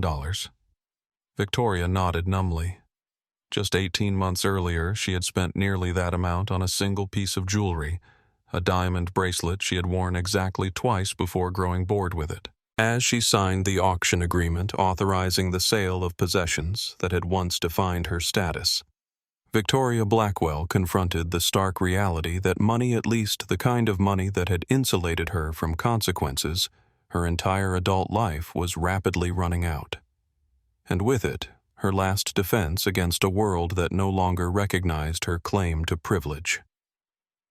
1 year to the day after the incident that had derailed her life, Victoria Blackwell stood behind the counter at Horizon Car Rentals in Chicago, O'Hare's Terminal 3, wearing a polyester uniform vest that was perpetually one size too large.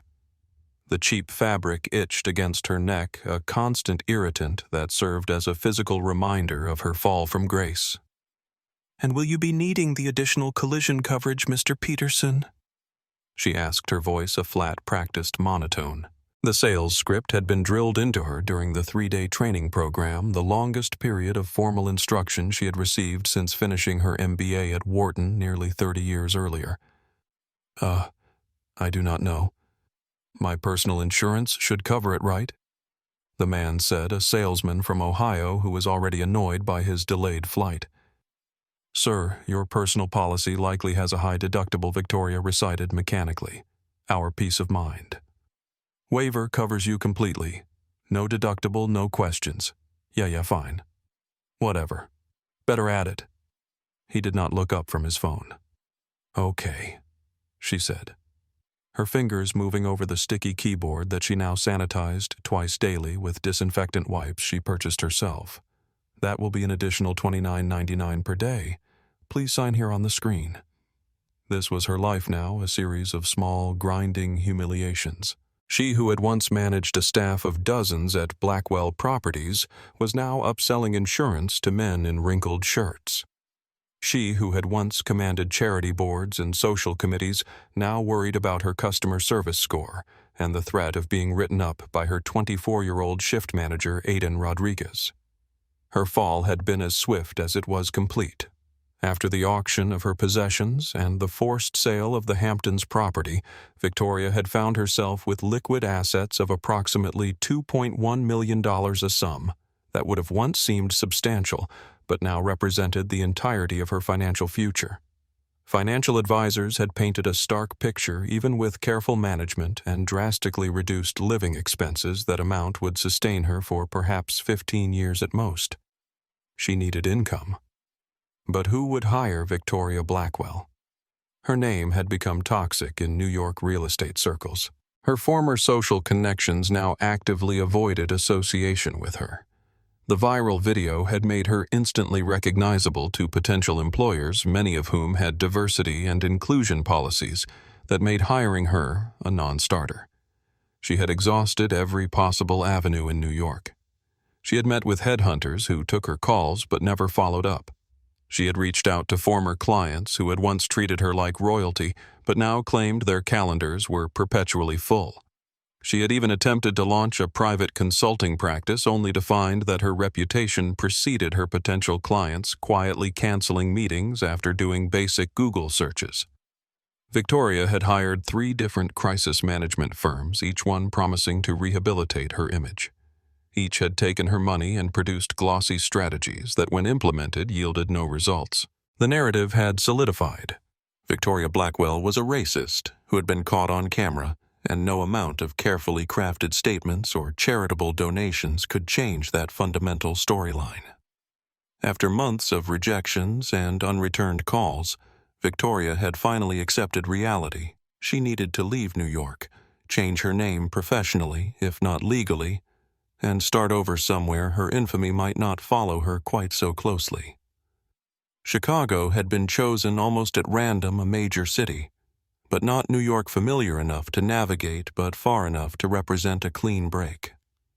She had rented a tiny 1-bedroom apartment in Rosemont near the end of the Blue Line, where the walls were so thin she could hear her neighbors' arguments and the theme song to the game show they watched every night at 7:30.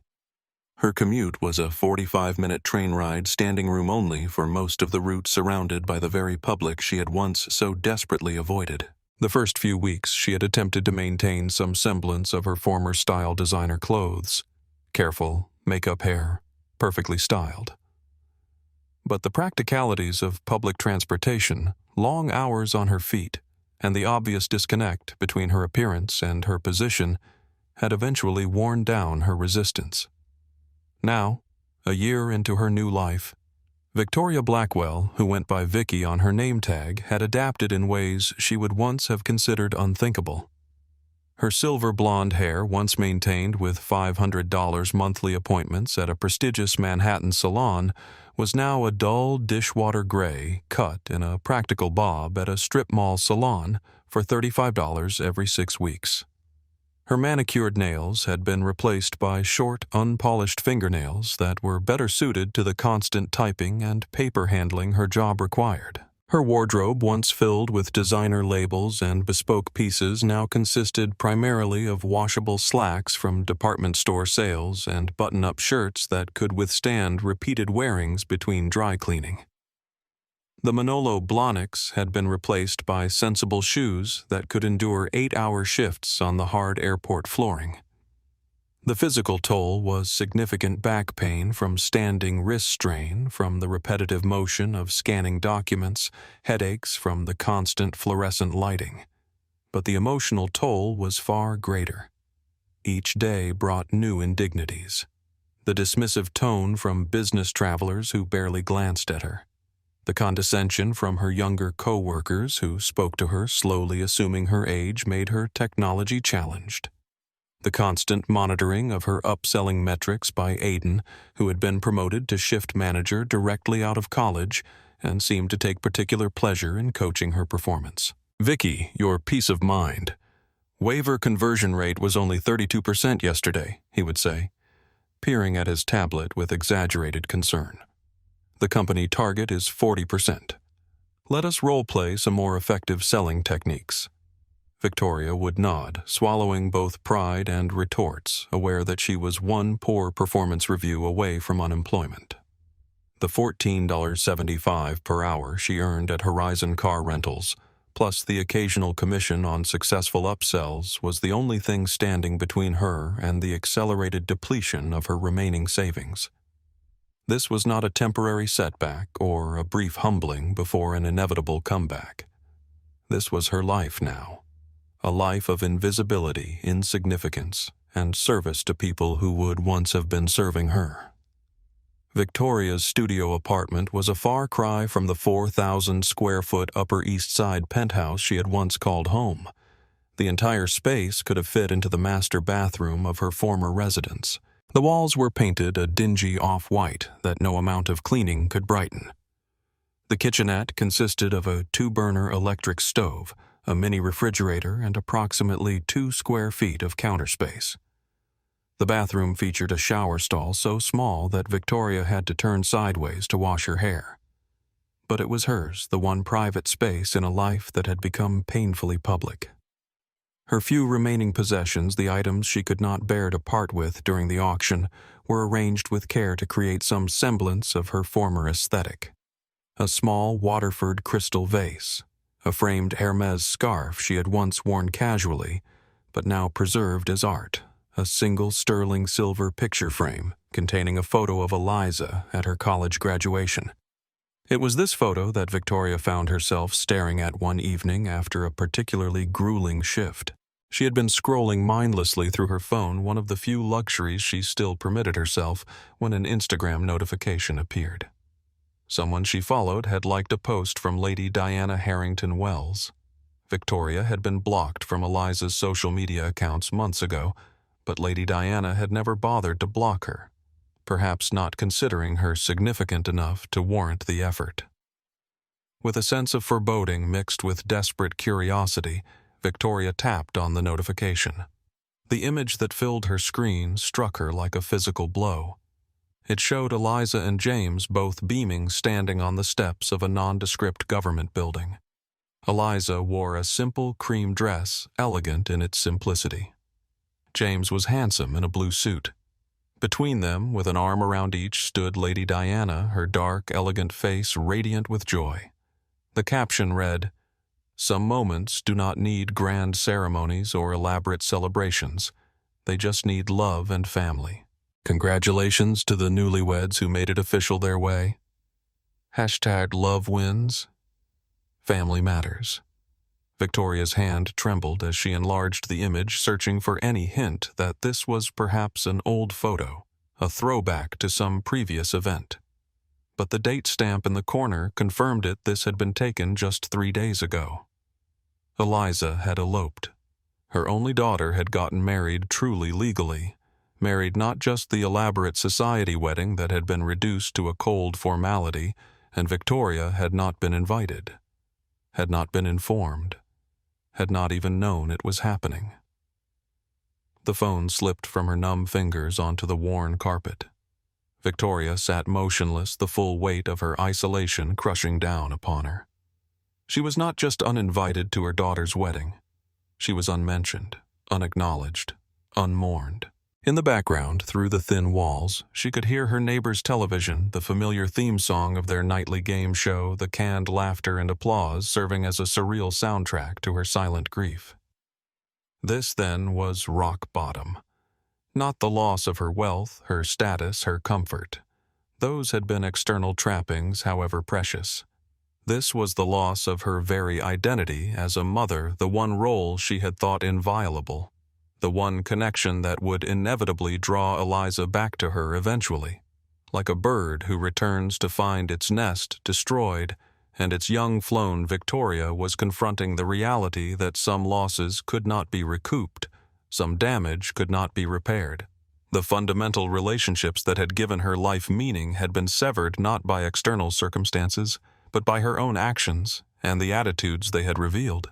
For the first time since the auction house had taken her possessions, Victoria Blackwell wept not the controlled, elegant tears she had once permitted herself in moments of calculated vulnerability, but harsh, ugly sobs that racked her body and left her gasping for breath. When the storm finally passed, leaving her hollow and exhausted, Victoria found herself staring at her reflection in the small mirror above her dresser. The woman who looked back at her was a stranger, older, diminished, stripped of the armor of privilege and pretense that had defined her for decades. "Who are you now?" she whispered to the unfamiliar face. For the first time in her life, Victoria Blackwell had no ready answer. The December afternoon brought a particular quality of light to O'Hare's Terminal 3, a flat, gray illumination that seemed to drain color from everything it touched. Victoria moved mechanically through her shift processing rental returns and reciting the same scripted questions and responses she had delivered thousands of times over the past months. The terminal buzzed with pre-holiday activity travelers rushing to reach destinations before Christmas, their faces tight with the particular stress of winter travel. Victoria processed them efficiently, her customer service mask firmly in place, her personal thoughts locked away behind the dull professional smile she had perfected. "And how is your vehicle today, Mr. Donovan?" she asked, scanning the barcode on the rental agreement of a middle-aged businessman in a rumpled suit. "Fine, fine," he muttered, not looking up from his phone. "Just need the receipt for my expense report." Victoria nodded, completing the transaction with practiced movements. "The receipt has been emailed to the address on file. Is there anything else I can assist you with today?" He was already walking away, receipt in hand, before she finished the sentence. Victoria reset her expression and turned to the next customer. The brief interaction already fading from memory, indistinguishable from hundreds of similar exchanges that filled her days. During a rare lull in the afternoon rush, Victoria was cleaning the counter with disinfectant wipes, a task Aiden insisted upon between customers, despite the janitorial staff that cleaned each night when a burst of laughter, genuine and bright, cut through the terminal's dull roar. The sound was so out of place in the ambient noise of frustrated travelers and airport announcements that Victoria flinched and looked up. A group in immaculate Delta Airlines uniforms was walking past the Horizon rental counter, heading from the arrivals level toward the employee shuttle bay. They were pilots and flight attendants, their rollerboard bags gliding silently behind them, moving with purpose and an easy camaraderie that made Victoria's stomach clench with a feeling so old it was almost foreign envy. Leading them was a tall man, his uniform crisp, the 4 stripes of a captain prominent on his shoulders. He was laughing at something a flight attendant had said, his posture perfect, his bearing confident without being arrogant. He exuded an aura of calm, earned authority. It was Captain Dominic Reynolds. Victoria's breath hitched. The cleaning rag she was using to wipe down the counter fell from her suddenly numb hand. He looked different than he had a year ago, younger, somehow lighter. In the months since their fateful encounter, Victoria had heard fragments of information about him through airport gossip, a surprisingly efficient network that crossed company and terminal boundaries. Captain Reynolds was no longer just a line pilot. He had been promoted to chief pilot for Delta's Northeast region, responsible for training and standards. The man whose career Victoria had tried to derail was now shaping the next generation of pilots. He was a legend in the industry. His quiet stand at JFK had become a case study in airline training programs, a model for how to respond to discrimination with dignity and principle. He was everything Victoria had once been, respected, admired, in charge, but real, earned through character rather than wealth. As the crew passed the horizon counter, Captain Reynolds's gaze swept the concourse with the habitual awareness of someone trained to constantly assess their surroundings. His eyes passed over the rental car area, over Victoria herself, without a flicker of recognition. He continued his conversation, moving smoothly toward the exit with his crew in tow. He did not see her.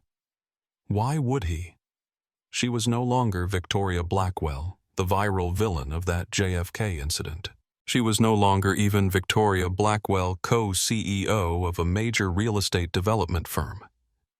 She was a middle-aged woman in a cheap polyester vest, part of the beige, forgettable background of service workers that travelers like her former self had been trained not to truly see. As Captain Reynolds and his crew disappeared around a corner toward the employee shuttle area, their laughter fading into the ambient noise of the terminal, Victoria remained frozen behind the counter, a cleaning rag crumpled in her fist, the taste of something bitter and final in her mouth. Like a bird watching the soaring flight of a species whose migrations it could no longer join, Victoria felt the absolute crushing totality of her irrelevance. It was worse than the poverty, worse than the discomfort of her diminished circumstances. It was the complete erasure of her former self, the realization that she had become invisible, not through any external agency, but through the natural consequence of losing the only things that had made her visible in the first place: money, status, power. She had lost everything. And the person who had catalyzed that loss did not even recognize her existence. The irony was not lost on Victoria. She who had once looked through service workers as if they were invisible had now become what she had dismissed, just another anonymous face in a uniform providing a service that the privileged barely acknowledged. "Excuse me, miss. Is this counter open?" The voice pulled Victoria back from her frozen state. She blinked, forcing herself to focus on the customer who had approached her counter. Her customer service mask slipped automatically into place, the professional smile that never reached her eyes. "Yes, sir. Welcome to Horizon Rentals. How can I help you today?" And then she saw them, really saw them, and her smile froze. Standing before her was a black family of 4. The father, tall and distinguished in a tailored overcoat, had a kind face with intelligent eyes behind stylish glasses. The mother, elegant in a camel-colored coat, had her hair pulled back in a neat bun, her makeup subtle but perfect. Between them were 2 children, a boy of about 10 and a girl who looked around 8, both vibrating with the particular energy of children who had been confined to an airplane for hours and were finally free to move. "We have a reservation," the man said, his voice warm and cultured. "Under Bennett. Dr. William Bennett." Victoria's hand trembled slightly as she typed the name into the system. The family before her was a mirror image of the Garcia family from that fateful flight. Different faces, different names, but the same dynamic. Successful, well-dressed professionals with well-behaved, excited children. The same type of family that had triggered her disgust and entitlement a year ago.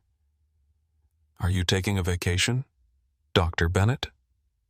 The question slipped out unbidden, a deviation from the script that Aiden had drilled into her, which focused exclusively on the rental details and upselling opportunities, never on personal inquiries that might slow the transaction. Dr. Bennett looked mildly surprised at the personal question, but nodded with a smile. "Yes, we are here visiting my wife's family for the holidays. The kids are excited to see their cousins, are not you?" The children nodded enthusiastically. The girl whose bright pink headband matched her sneakers piped up. Grandma said, "We are going to bake cookies and make snow angels." "That sounds wonderful," Victoria replied, her voice softer than usual.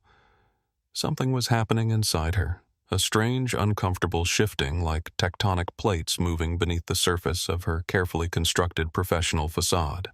She found herself looking at Dr. Bennett and seeing not a threat or an intrusion, but simply a father taking his family on vacation. She saw Mrs. Bennett not as an object of comparison or judgment, but as a mother who had likely spent the flight entertaining children and was now ready for some rest. She saw the children not as noisy inconveniences, but as exactly what they were. Excited kids looking forward to holiday fun.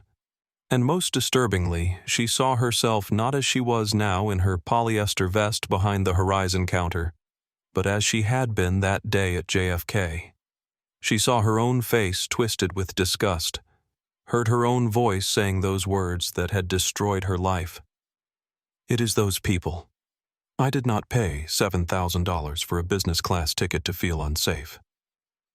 The memory of Captain Reynolds' face flashed before her, not angry, just profoundly tired, and suddenly, with a clarity that was almost painful, Victoria understood.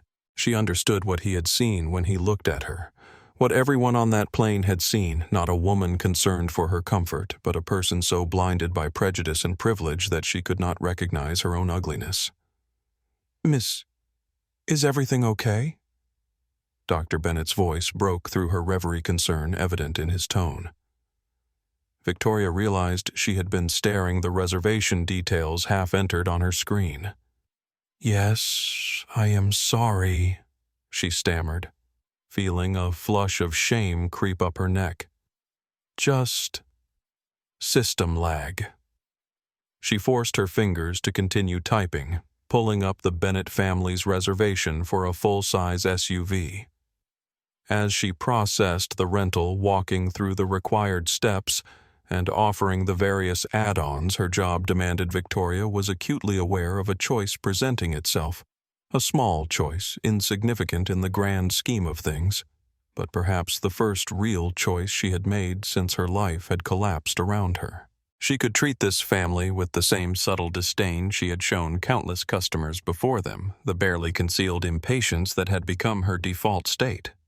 Or she could see them, truly see them as fellow humans deserving of basic dignity and respect.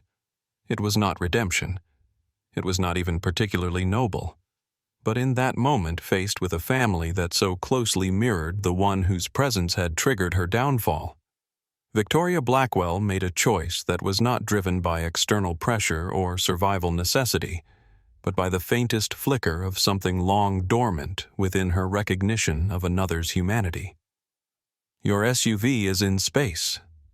B-42, she said, her voice warmer than it had been in months as she handed Dr. Bennett the keys. "The children might enjoy our free hot chocolate station near the exit doors. They make it fresh every hour." The girl's eyes lit up.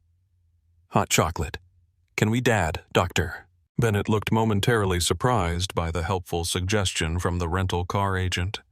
Such personal touches were rare in the transactional space of airport services, but he nodded with a smile. "Thank you. That is very kind." It was such a small thing, this moment of genuine human connection, But as the Bennett family moved away from her counter, Victoria felt something shift inside her, a hairline crack in the defensive wall she had built around what remained of her heart. Over the following weeks, Victoria began to notice how different her interactions were with customers of different backgrounds. With white business travelers, especially men in expensive suits, she was deferential, almost obsequious, a reflex from her former life when such people had been peers to be cultivated. With customers of color, particularly those who appeared less affluent, she was efficient but cool, maintaining a subtle distance that was not quite rudeness, but certainly was not warmth. These patterns had been invisible to her until now. Automatic behaviors born of attitudes so deeply embedded, she had not recognized them as choices rather than inevitable responses. But once seen, they could not be unseen, and Victoria found herself making conscious efforts to adjust, not dramatically, not performatively, but in small, consistent ways. She accepted Maria's invitation to Rosalita's, expecting an awkward evening of forced conversation with strangers. Instead, she found herself genuinely enjoying the unpretentious food and the company of people who had no idea who she had been and therefore no expectations or judgments based on her past. The conversation ranged from workplace gossip to family stories to spirited debates about television shows Victoria had never watched during her former life of charity galas and social climbing. "You should try the taquitos at El Pueblito next time," advised Carlos, a baggage handler who moonlighted as a DJ on weekends. "Their salsa will change your life." "But their horchata is terrible," countered Maria with a laugh. "Watery and flavorless. For good horchata, you need to go to La Cantina on Bryn Mawr." Victoria, who had once dined at Michelin-starred restaurants where the amuse-bouche cost more than this entire meal, found herself taking mental notes about neighborhood taquerias, with the same seriousness she had once applied to remembering which vintages of Bordeaux were preferred by particular business associates. At work, Aiden Rodriguez announced a mandatory diversity training session for all employees, part of Horizon's corporate initiative to foster a more inclusive workplace environment. The old Victoria would have dismissed such training as pointless political correctness, a waste of time better spent on revenue-generating activities. The new Victoria, or perhaps more accurately the Victoria in transition, found herself approaching the session with cautious openness. The trainer, a young black woman named Jasmine Taylor with degrees in organizational psychology and social work, began not with abstract concepts or accusatory frameworks, but with stories, personal accounts from customers and employees who had experienced discrimination in travel settings. "What we are talking about today is not just corporate policy," Jasmine explained. "It is about real human experiences. When someone feels unwelcome, unsafe, or disrespected because of their identity, that is not just a bad customer service moment, that is a wound that accumulates with other wounds to create lasting harm." Victoria listened. Really listened in a way she never would have before. The stories Jasmine shared of subtle dismissals of being watched more closely while browsing rental car upgrades, of having payment methods questioned when customers of other backgrounds were not subjected to the same scrutiny, did not sound like the exaggerated grievances she would once have dismissed them as. They sounded like the exact behaviors she had practiced unthinkingly throughout her life. One story in particular struck home, a black executive describing how a car rental agent had repeatedly directed questions about the luxury vehicle he was renting to his white colleague, despite the fact that the reservation was in his name and he was the one paying. "I have been that agent," Victoria realized with a jolt of recognition. "I have done exactly that." The training was not transformative in the way of dramatic revelations or emotional breakthroughs. It was educational in the most basic sense, providing information Victoria had never bothered to seek out, perspectives she had never considered worth understanding, patterns she had never recognized in her own behavior. At one point during a small group exercise, Victoria found herself paired with Tariq, a 20-something colleague who worked in the returns department. "I do not get why we have to do these trainings," he said with the casual confidence of youth. "I treat everyone the same. I do not see color." 6 months earlier, Victoria would have nodded in agreement with this sentiment. Now, having begun to recognize her own patterns of differential treatment, she heard the statement differently. "I used to think that too," she said, surprising herself with the admission. "But I am starting to realize that not seeing differences can mean not seeing real experiences, not seeing obstacles some people face that others do not." Tariq looked skeptical. "So you are saying we should treat people differently based on their race? That sounds like the opposite of equality." Victoria considered this formulating a response that was not defensive or preachy, but reflected her own emerging understanding. "I am learning that treating everyone exactly the same does not always result in everyone being treated well. Sometimes it means ignoring real differences in how the world responds to different people." It was not an eloquent explanation, and Victoria was not sure she had articulated her thoughts clearly. But the attempt itself to engage genuinely with these ideas, rather than dismissing them, marked a significant departure from her former approach to such discussions. As weeks turned into months, Victoria's transformation remained subtle, gradual, marked not by dramatic gestures or public declarations, but by small adjustments in everyday interactions. She began to build genuine, if limited, friendships with colleagues like Maria and Carlos' relationships, based not on what they could do for her, but on simple human connection. She discovered neighborhood restaurants and shops where her limited budget stretched further places her former self would never have deigned to enter, but that now provided both practical resources and unexpected moments of community. These changes were not driven by virtue or some noble quest for redemption. Victoria harbored no illusions about herself. She knew that much of her adaptation was born of necessity rather than moral evolution. Her compliance with workplace diversity expectations was as much about job security as personal growth. Her friendships with colleagues were motivated partly by simple human loneliness. Her more respectful treatment of customers from all backgrounds was influenced by awareness of how quickly she could lose what little she had left if another incident occurred. But even motivations rooted in self-interest could produce genuine change. Victoria was discovering what many before her had learned through hardship, that sometimes doing the right thing for the wrong reasons still created space for growth. That practice could precede belief that behavior could shape attitude rather than merely reflecting it. It was not redemption. It was not even in many ways particularly admirable, but it was movement, halting, inconsistent, imperfect movement away from the person she had been and toward someone she might yet become. The community health clinic on Chicago's West Side was a far cry from the gleaming corporate offices Victoria had once commanded. The building itself was a repurposed school, its institutional architecture softened by colorful murals and potted plants, its waiting room filled with well-worn furniture and dog-eared magazines. The pay was modest, the hours long, and the work often tedious, but it was work with purpose, a concept Victoria Blackwell was only beginning to understand at 54. Her journey from Horizon Car Rentals to Grove Community Health Center had not been direct or deliberate. It had begun, like many significant changes in her life, with a chance encounter. Maria's daughter had developed a persistent cough that required medical attention, but without health insurance, her options were limited.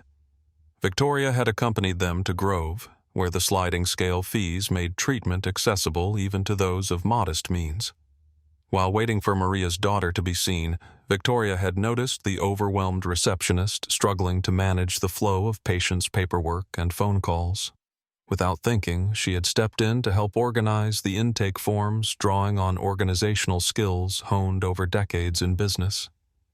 The clinic director, Dr. Rachel Patel, had noticed Victoria's intervention and struck up a conversation.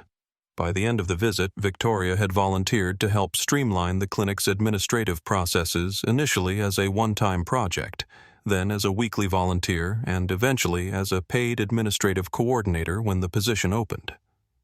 The transition had not been seamless. Victoria's managerial instincts, developed in environments where she held unquestioned authority, initially clashed with the clinic's collaborative culture. Her first performance review had included feedback about her occasionally dismissive tone and tendency to override rather than engage with differing perspectives. Rather than rejecting the criticism or defending her approach, Victoria had surprised herself by asking for specific examples and concrete suggestions for improvement. It was not that she had suddenly become humble or eager for personal growth. Rather, she had learned through hard experience that adaptation was necessary for survival. 2 years after the JFK incident, Victoria's life bore little resemblance to her former existence. Her apartment, though still small, had been upgraded to a 1-bedroom in a slightly better neighborhood, a modest improvement reflecting her slightly improved financial situation. The space was furnished with a mixture of second-hand finds and carefully chosen new pieces, creating an environment that was comfortable, if not luxurious. Her social circle, once defined by wealth and influence, now consisted primarily of colleagues from the clinic neighbors in her apartment building and a few friends from her Horizon days, including Maria, who had successfully completed her business degree and moved into a management position. These relationships lacked the strategic value her former connections had offered, but they provided something Victoria was learning to value: more authenticity. There were no hidden agendas in her Friday dinners with clinic staff, no careful calculations of social advantage in her occasional movie nights with Maria and her children. These were simply people who enjoyed each other's company, sharing experiences and support without expectation of return. Even her appearance had evolved to reflect her changed circumstances and priorities. Her hair, now naturally gray, was cut in a practical but flattering style that required minimal maintenance. Her wardrobe consisted of well-made basics rather than designer labels chosen for durability and versatility rather than status signaling. Her makeup was minimal, applied with efficiency rather than the painstaking precision that had once been part of her armor. The most significant change, however, was internal rather than external. Victoria had begun to recognize the person she had been with a clarity that was sometimes painful, but increasingly liberating. She saw now how her sense of superiority had isolated her, how her pursuit of status had consumed her, how her treatment of others had eventually resulted in her own undoing. This recognition was not accompanied by dramatic declarations of transformation or public gestures of atonement. Victoria remained essentially private about her past, sharing her full story only with a therapist she had begun seeing 6 months earlier. Another adaptation that would have been unthinkable in her previous life, when therapy was viewed as weakness rather than strength. Her weekly sessions with Dr. Moreno were not focused on processing her fall from grace or nursing grievances about the consequences she had faced. Instead, they centered on understanding the patterns that had shaped her life and developing healthier ways of engaging with herself and others. "I am not sure I like the person I was," she admitted during one session, the words emerging with surprising ease after months of building trust. "But I am not sure I know how to be anyone else." Perhaps the question is not about becoming someone completely different, Dr. Moreno had suggested. Perhaps it is about allowing different aspects of yourself to emerge, aspects that were always there but never had the space to develop. Victoria was still contemplating this perspective as she sat at her desk at Grove Community Health Center reviewing the day's appointment schedule and preparing the necessary files. On her desktop computer, a news alert caught her eye, a feature story about Captain Dominic Reynolds, who had just launched a mentorship program for young pilots of color, inspired by his own experiences navigating a predominantly white industry. The article included a quote that resonated with unexpected force. "Sometimes the most powerful thing we can do is simply claim our own dignity and refuse to compromise it, even when that means walking away from situations where that dignity is not respected." Victoria closed the browser, a complex mix of emotions washing over her. 2 years later, Captain Reynolds remained a catalyst in her life, not through any direct interaction, but as a symbol of the consequences of her actions, and the possibility of navigating life with integrity rather than entitlement. She did not know if she would ever achieve the kind of inner strength and clarity he embodied. But for perhaps the first time, she understood that it was worth aspiring to. The holiday travel season always brought a particular energy to O'Hare, a heightened blend of stress, anticipation, and festive spirit that permeated every corner of the sprawling airport. Victoria had not set foot in the terminal since leaving Horizon Rentals 14 months earlier, but today she found herself back in that familiar environment for a different purpose. Grove Community Health Center had partnered with the Airport Assistance Program, which provided support for elderly and disabled travelers navigating the overwhelming complexity of one of the nation's busiest airports. As the clinic's administrative coordinator, Victoria had volunteered to staff an information desk during the morning shift, helping direct travelers to medical services if needed, and distributing information about healthcare options for uninsured or underinsured Chicago residents. The desk was positioned near the main security exit in Terminal 3, allowing Victoria to assist arriving passengers who might require medical attention after their flights. She had been on duty for about 3 hours, helping a handful of travelers with minor issues and distributing numerous brochures when she saw him. Captain Dominic Reynolds was walking purposefully through the terminal, dressed not in his pilot's uniform, but in civilian clothes, a well-fitted charcoal sweater, dark jeans, and a camel overcoat. He was pulling a carry-on suitcase, apparently having just arrived on a flight rather than preparing to command one. Victoria's first instinct was to duck behind her desk to avoid any possibility of being recognized. But as he approached, moving in a trajectory that would bring him directly past her position, she realized two things simultaneously. He almost certainly would not recognize her, and even if he did, hiding would only compound the cowardice she had demonstrated 2 years earlier. So she remained seated, her heart pounding as he drew closer.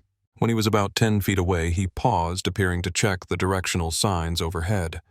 After a moment of consideration, he changed course and approached her desk. "Excuse me," he said, his voice exactly as she remembered it.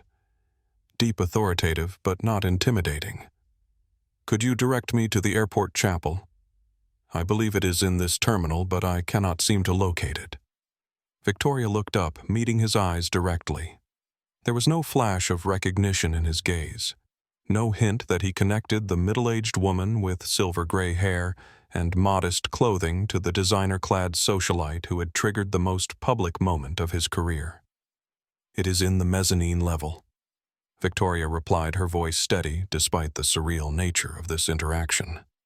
"Take the escalators near gate K6, then follow the signs. It is a bit hidden, but there are directional markers once you reach the upper level." "Thank you," he said with a small nod. He started to turn away, then paused. "Are you with the assistance program?" he asked, gesturing to the brochures on her desk. "Yes," Victoria confirmed. "We provide information about medical services and help coordinate assistance for travelers who might need it." "That is excellent work," he said with genuine appreciation. "I fly into O'Hare regularly, and I have noticed elderly passengers sometimes struggling to navigate. I will remember to direct them to your desk if I see anyone in need." The irony of receiving approval from Captain Reynolds of all people for her community service work was not lost on Victoria. There was a moment when she considered identifying herself, offering some kind of apology or acknowledgement of their shared history. But what would that serve beyond easing her own conscience? It would force him to revisit an unpleasant incident he had clearly moved beyond requiring him to respond to her apology in some way. It would center her feelings rather than respecting his evident peace. "Thank you," she said simply. "Safe travels." He nodded again, a small smile touching his lips, and continued on his way toward the escalator she had indicated. Victoria watched him go, his straight-backed posture and confident stride unchanged from her memory. The encounter lasted less than a minute. Captain Reynolds would likely forget it entirely before he even reached the chapel.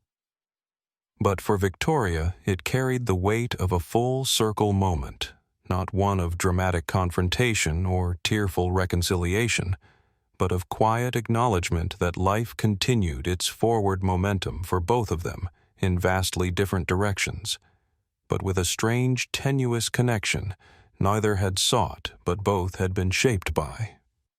The rest of her shift passed uneventfully, but Victoria felt subtly changed by those few moments of interaction.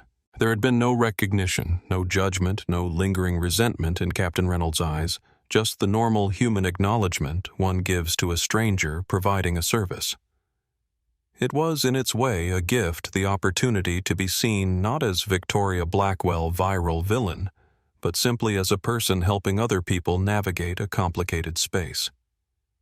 Perhaps that was all redemption really looked like, not grand gestures or public rehabilitation, but the quiet opportunity to be useful, to offer something genuine to others, to occupy space in the world without causing harm. It was not dramatic or satisfying in the way of movie endings, but it was real in a way her former life, for all its glamour and influence, had never quite managed to be.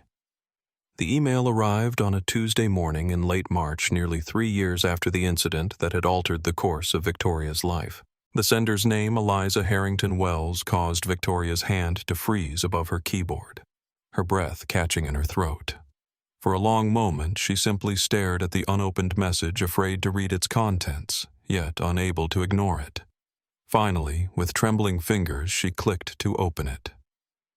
Mother. It has been almost 3 years since we last spoke. In that time, I have built a life here in London with James and his family. I am writing to share that you now have a grandson. William Thomas Harrington Wells was born 2 weeks ago, healthy and perfect in every way. I have attached a photo taken yesterday. James and I have discussed this at length, and we are cautiously open to reconnecting if you are willing to continue the work you have been doing. Lady Diana mentioned seeing you at O'Hare several months ago working at an information desk for a community health organization. She said you seemed different, more present, more genuine. I do not expect dramatic transformations or public declarations. I am not looking for grand gestures. What I hope for is evidence that you have truly reflected on the attitudes that led to that day at JFK, and that you are actively working to become someone who would not make those choices again. If you would like to meet your grandson, we would consider a visit this summer. James has work in Chicago in July, and we plan to accompany him. This is not forgiveness, Mother. Not yet. It is an opening, small tentative, but real. What happens next depends on both of us. Eliza attached was a photograph of a newborn with a shock of dark hair and the deep caramel skin tone that spoke to his mixed heritage. He was wrapped in a blue blanket, his tiny face peaceful in sleep. One perfect hand escaped from the swaddling to rest against his cheek. Victoria's tears fell freely as she gazed at this grandson she had not known existed until this moment. William Thomas, named for his paternal grandfather and for Thomas the father, Eliza had remained close to despite the divorce that had separated her parents. The email did not offer absolution or easy reconciliation. It presented a challenge to continue the difficult ongoing work of examining her own prejudices and changing deeply ingrained patterns. It asked for evidence, not promises, for consistency, not performative change. But it was also undeniably an opening, a possibility, a future that included family rather than isolation. Victoria composed her response with care, reading and rereading each sentence to ensure it reflected genuine feeling rather than strategic calculation. Dearest Eliza, William is beautiful. Thank you for sharing his photo and for opening this door, however tentatively. I would very much like to meet him this summer on whatever terms you feel comfortable with. The person I was 3 years ago is not someone I am proud of, but she is also not entirely who I am now. I am still learning, still working to understand how deeply my prejudices ran and how to build different patterns of thinking and behavior. I do not expect forgiveness or even full reconciliation right away. Just the chance to know my grandson and perhaps in time to rebuild some kind of relationship with you. My love always, Mom. 3 months later, Victoria booked an economy ticket on a flight to London, packing carefully in a single suitcase that contained, among other things, a small stuffed elephant purchased not from an exclusive boutique, but from a fair trade shop where Grove Community Health Center's patients often found affordable gifts for their own grandchildren. As her plane lifted off from O'Hare, Victoria looked out the window at the sprawling airport below the place where her life had unraveled and improbably begun to reform into something different. Something that, while lacking the external trappings of success she had once valued above all else, contained the seeds of something she was only now learning to recognize. Not happiness exactly, but meaning. Not power, but purpose. Not the reflected glory of status, but the quiet dignity of genuine human connection. Her journey was far from complete. The work of dismantling decades of prejudice and entitlement would likely continue for the rest of her life. But as Chicago receded beneath the clouds, Victoria Blackwell faced forward toward a future that offered not restoration of what was lost, but the possibility of building something entirely new. If this story resonated with you, please take a moment to like and subscribe to our channel. Your support helps us bring more powerful stories like this one to light. We believe that sharing these narratives can spark important conversations about privilege, accountability, and personal growth. Have you ever witnessed a situation where someone stood up against discrimination? Or perhaps you've experienced your own moment of realization about hidden biases. We'd love to hear your thoughts and experiences in the comments below. Remember, change often begins with small moments of recognition and the courage to face uncomfortable truths about ourselves. Thank you for watching, and we look forward to bringing you more thought-provoking content in the future.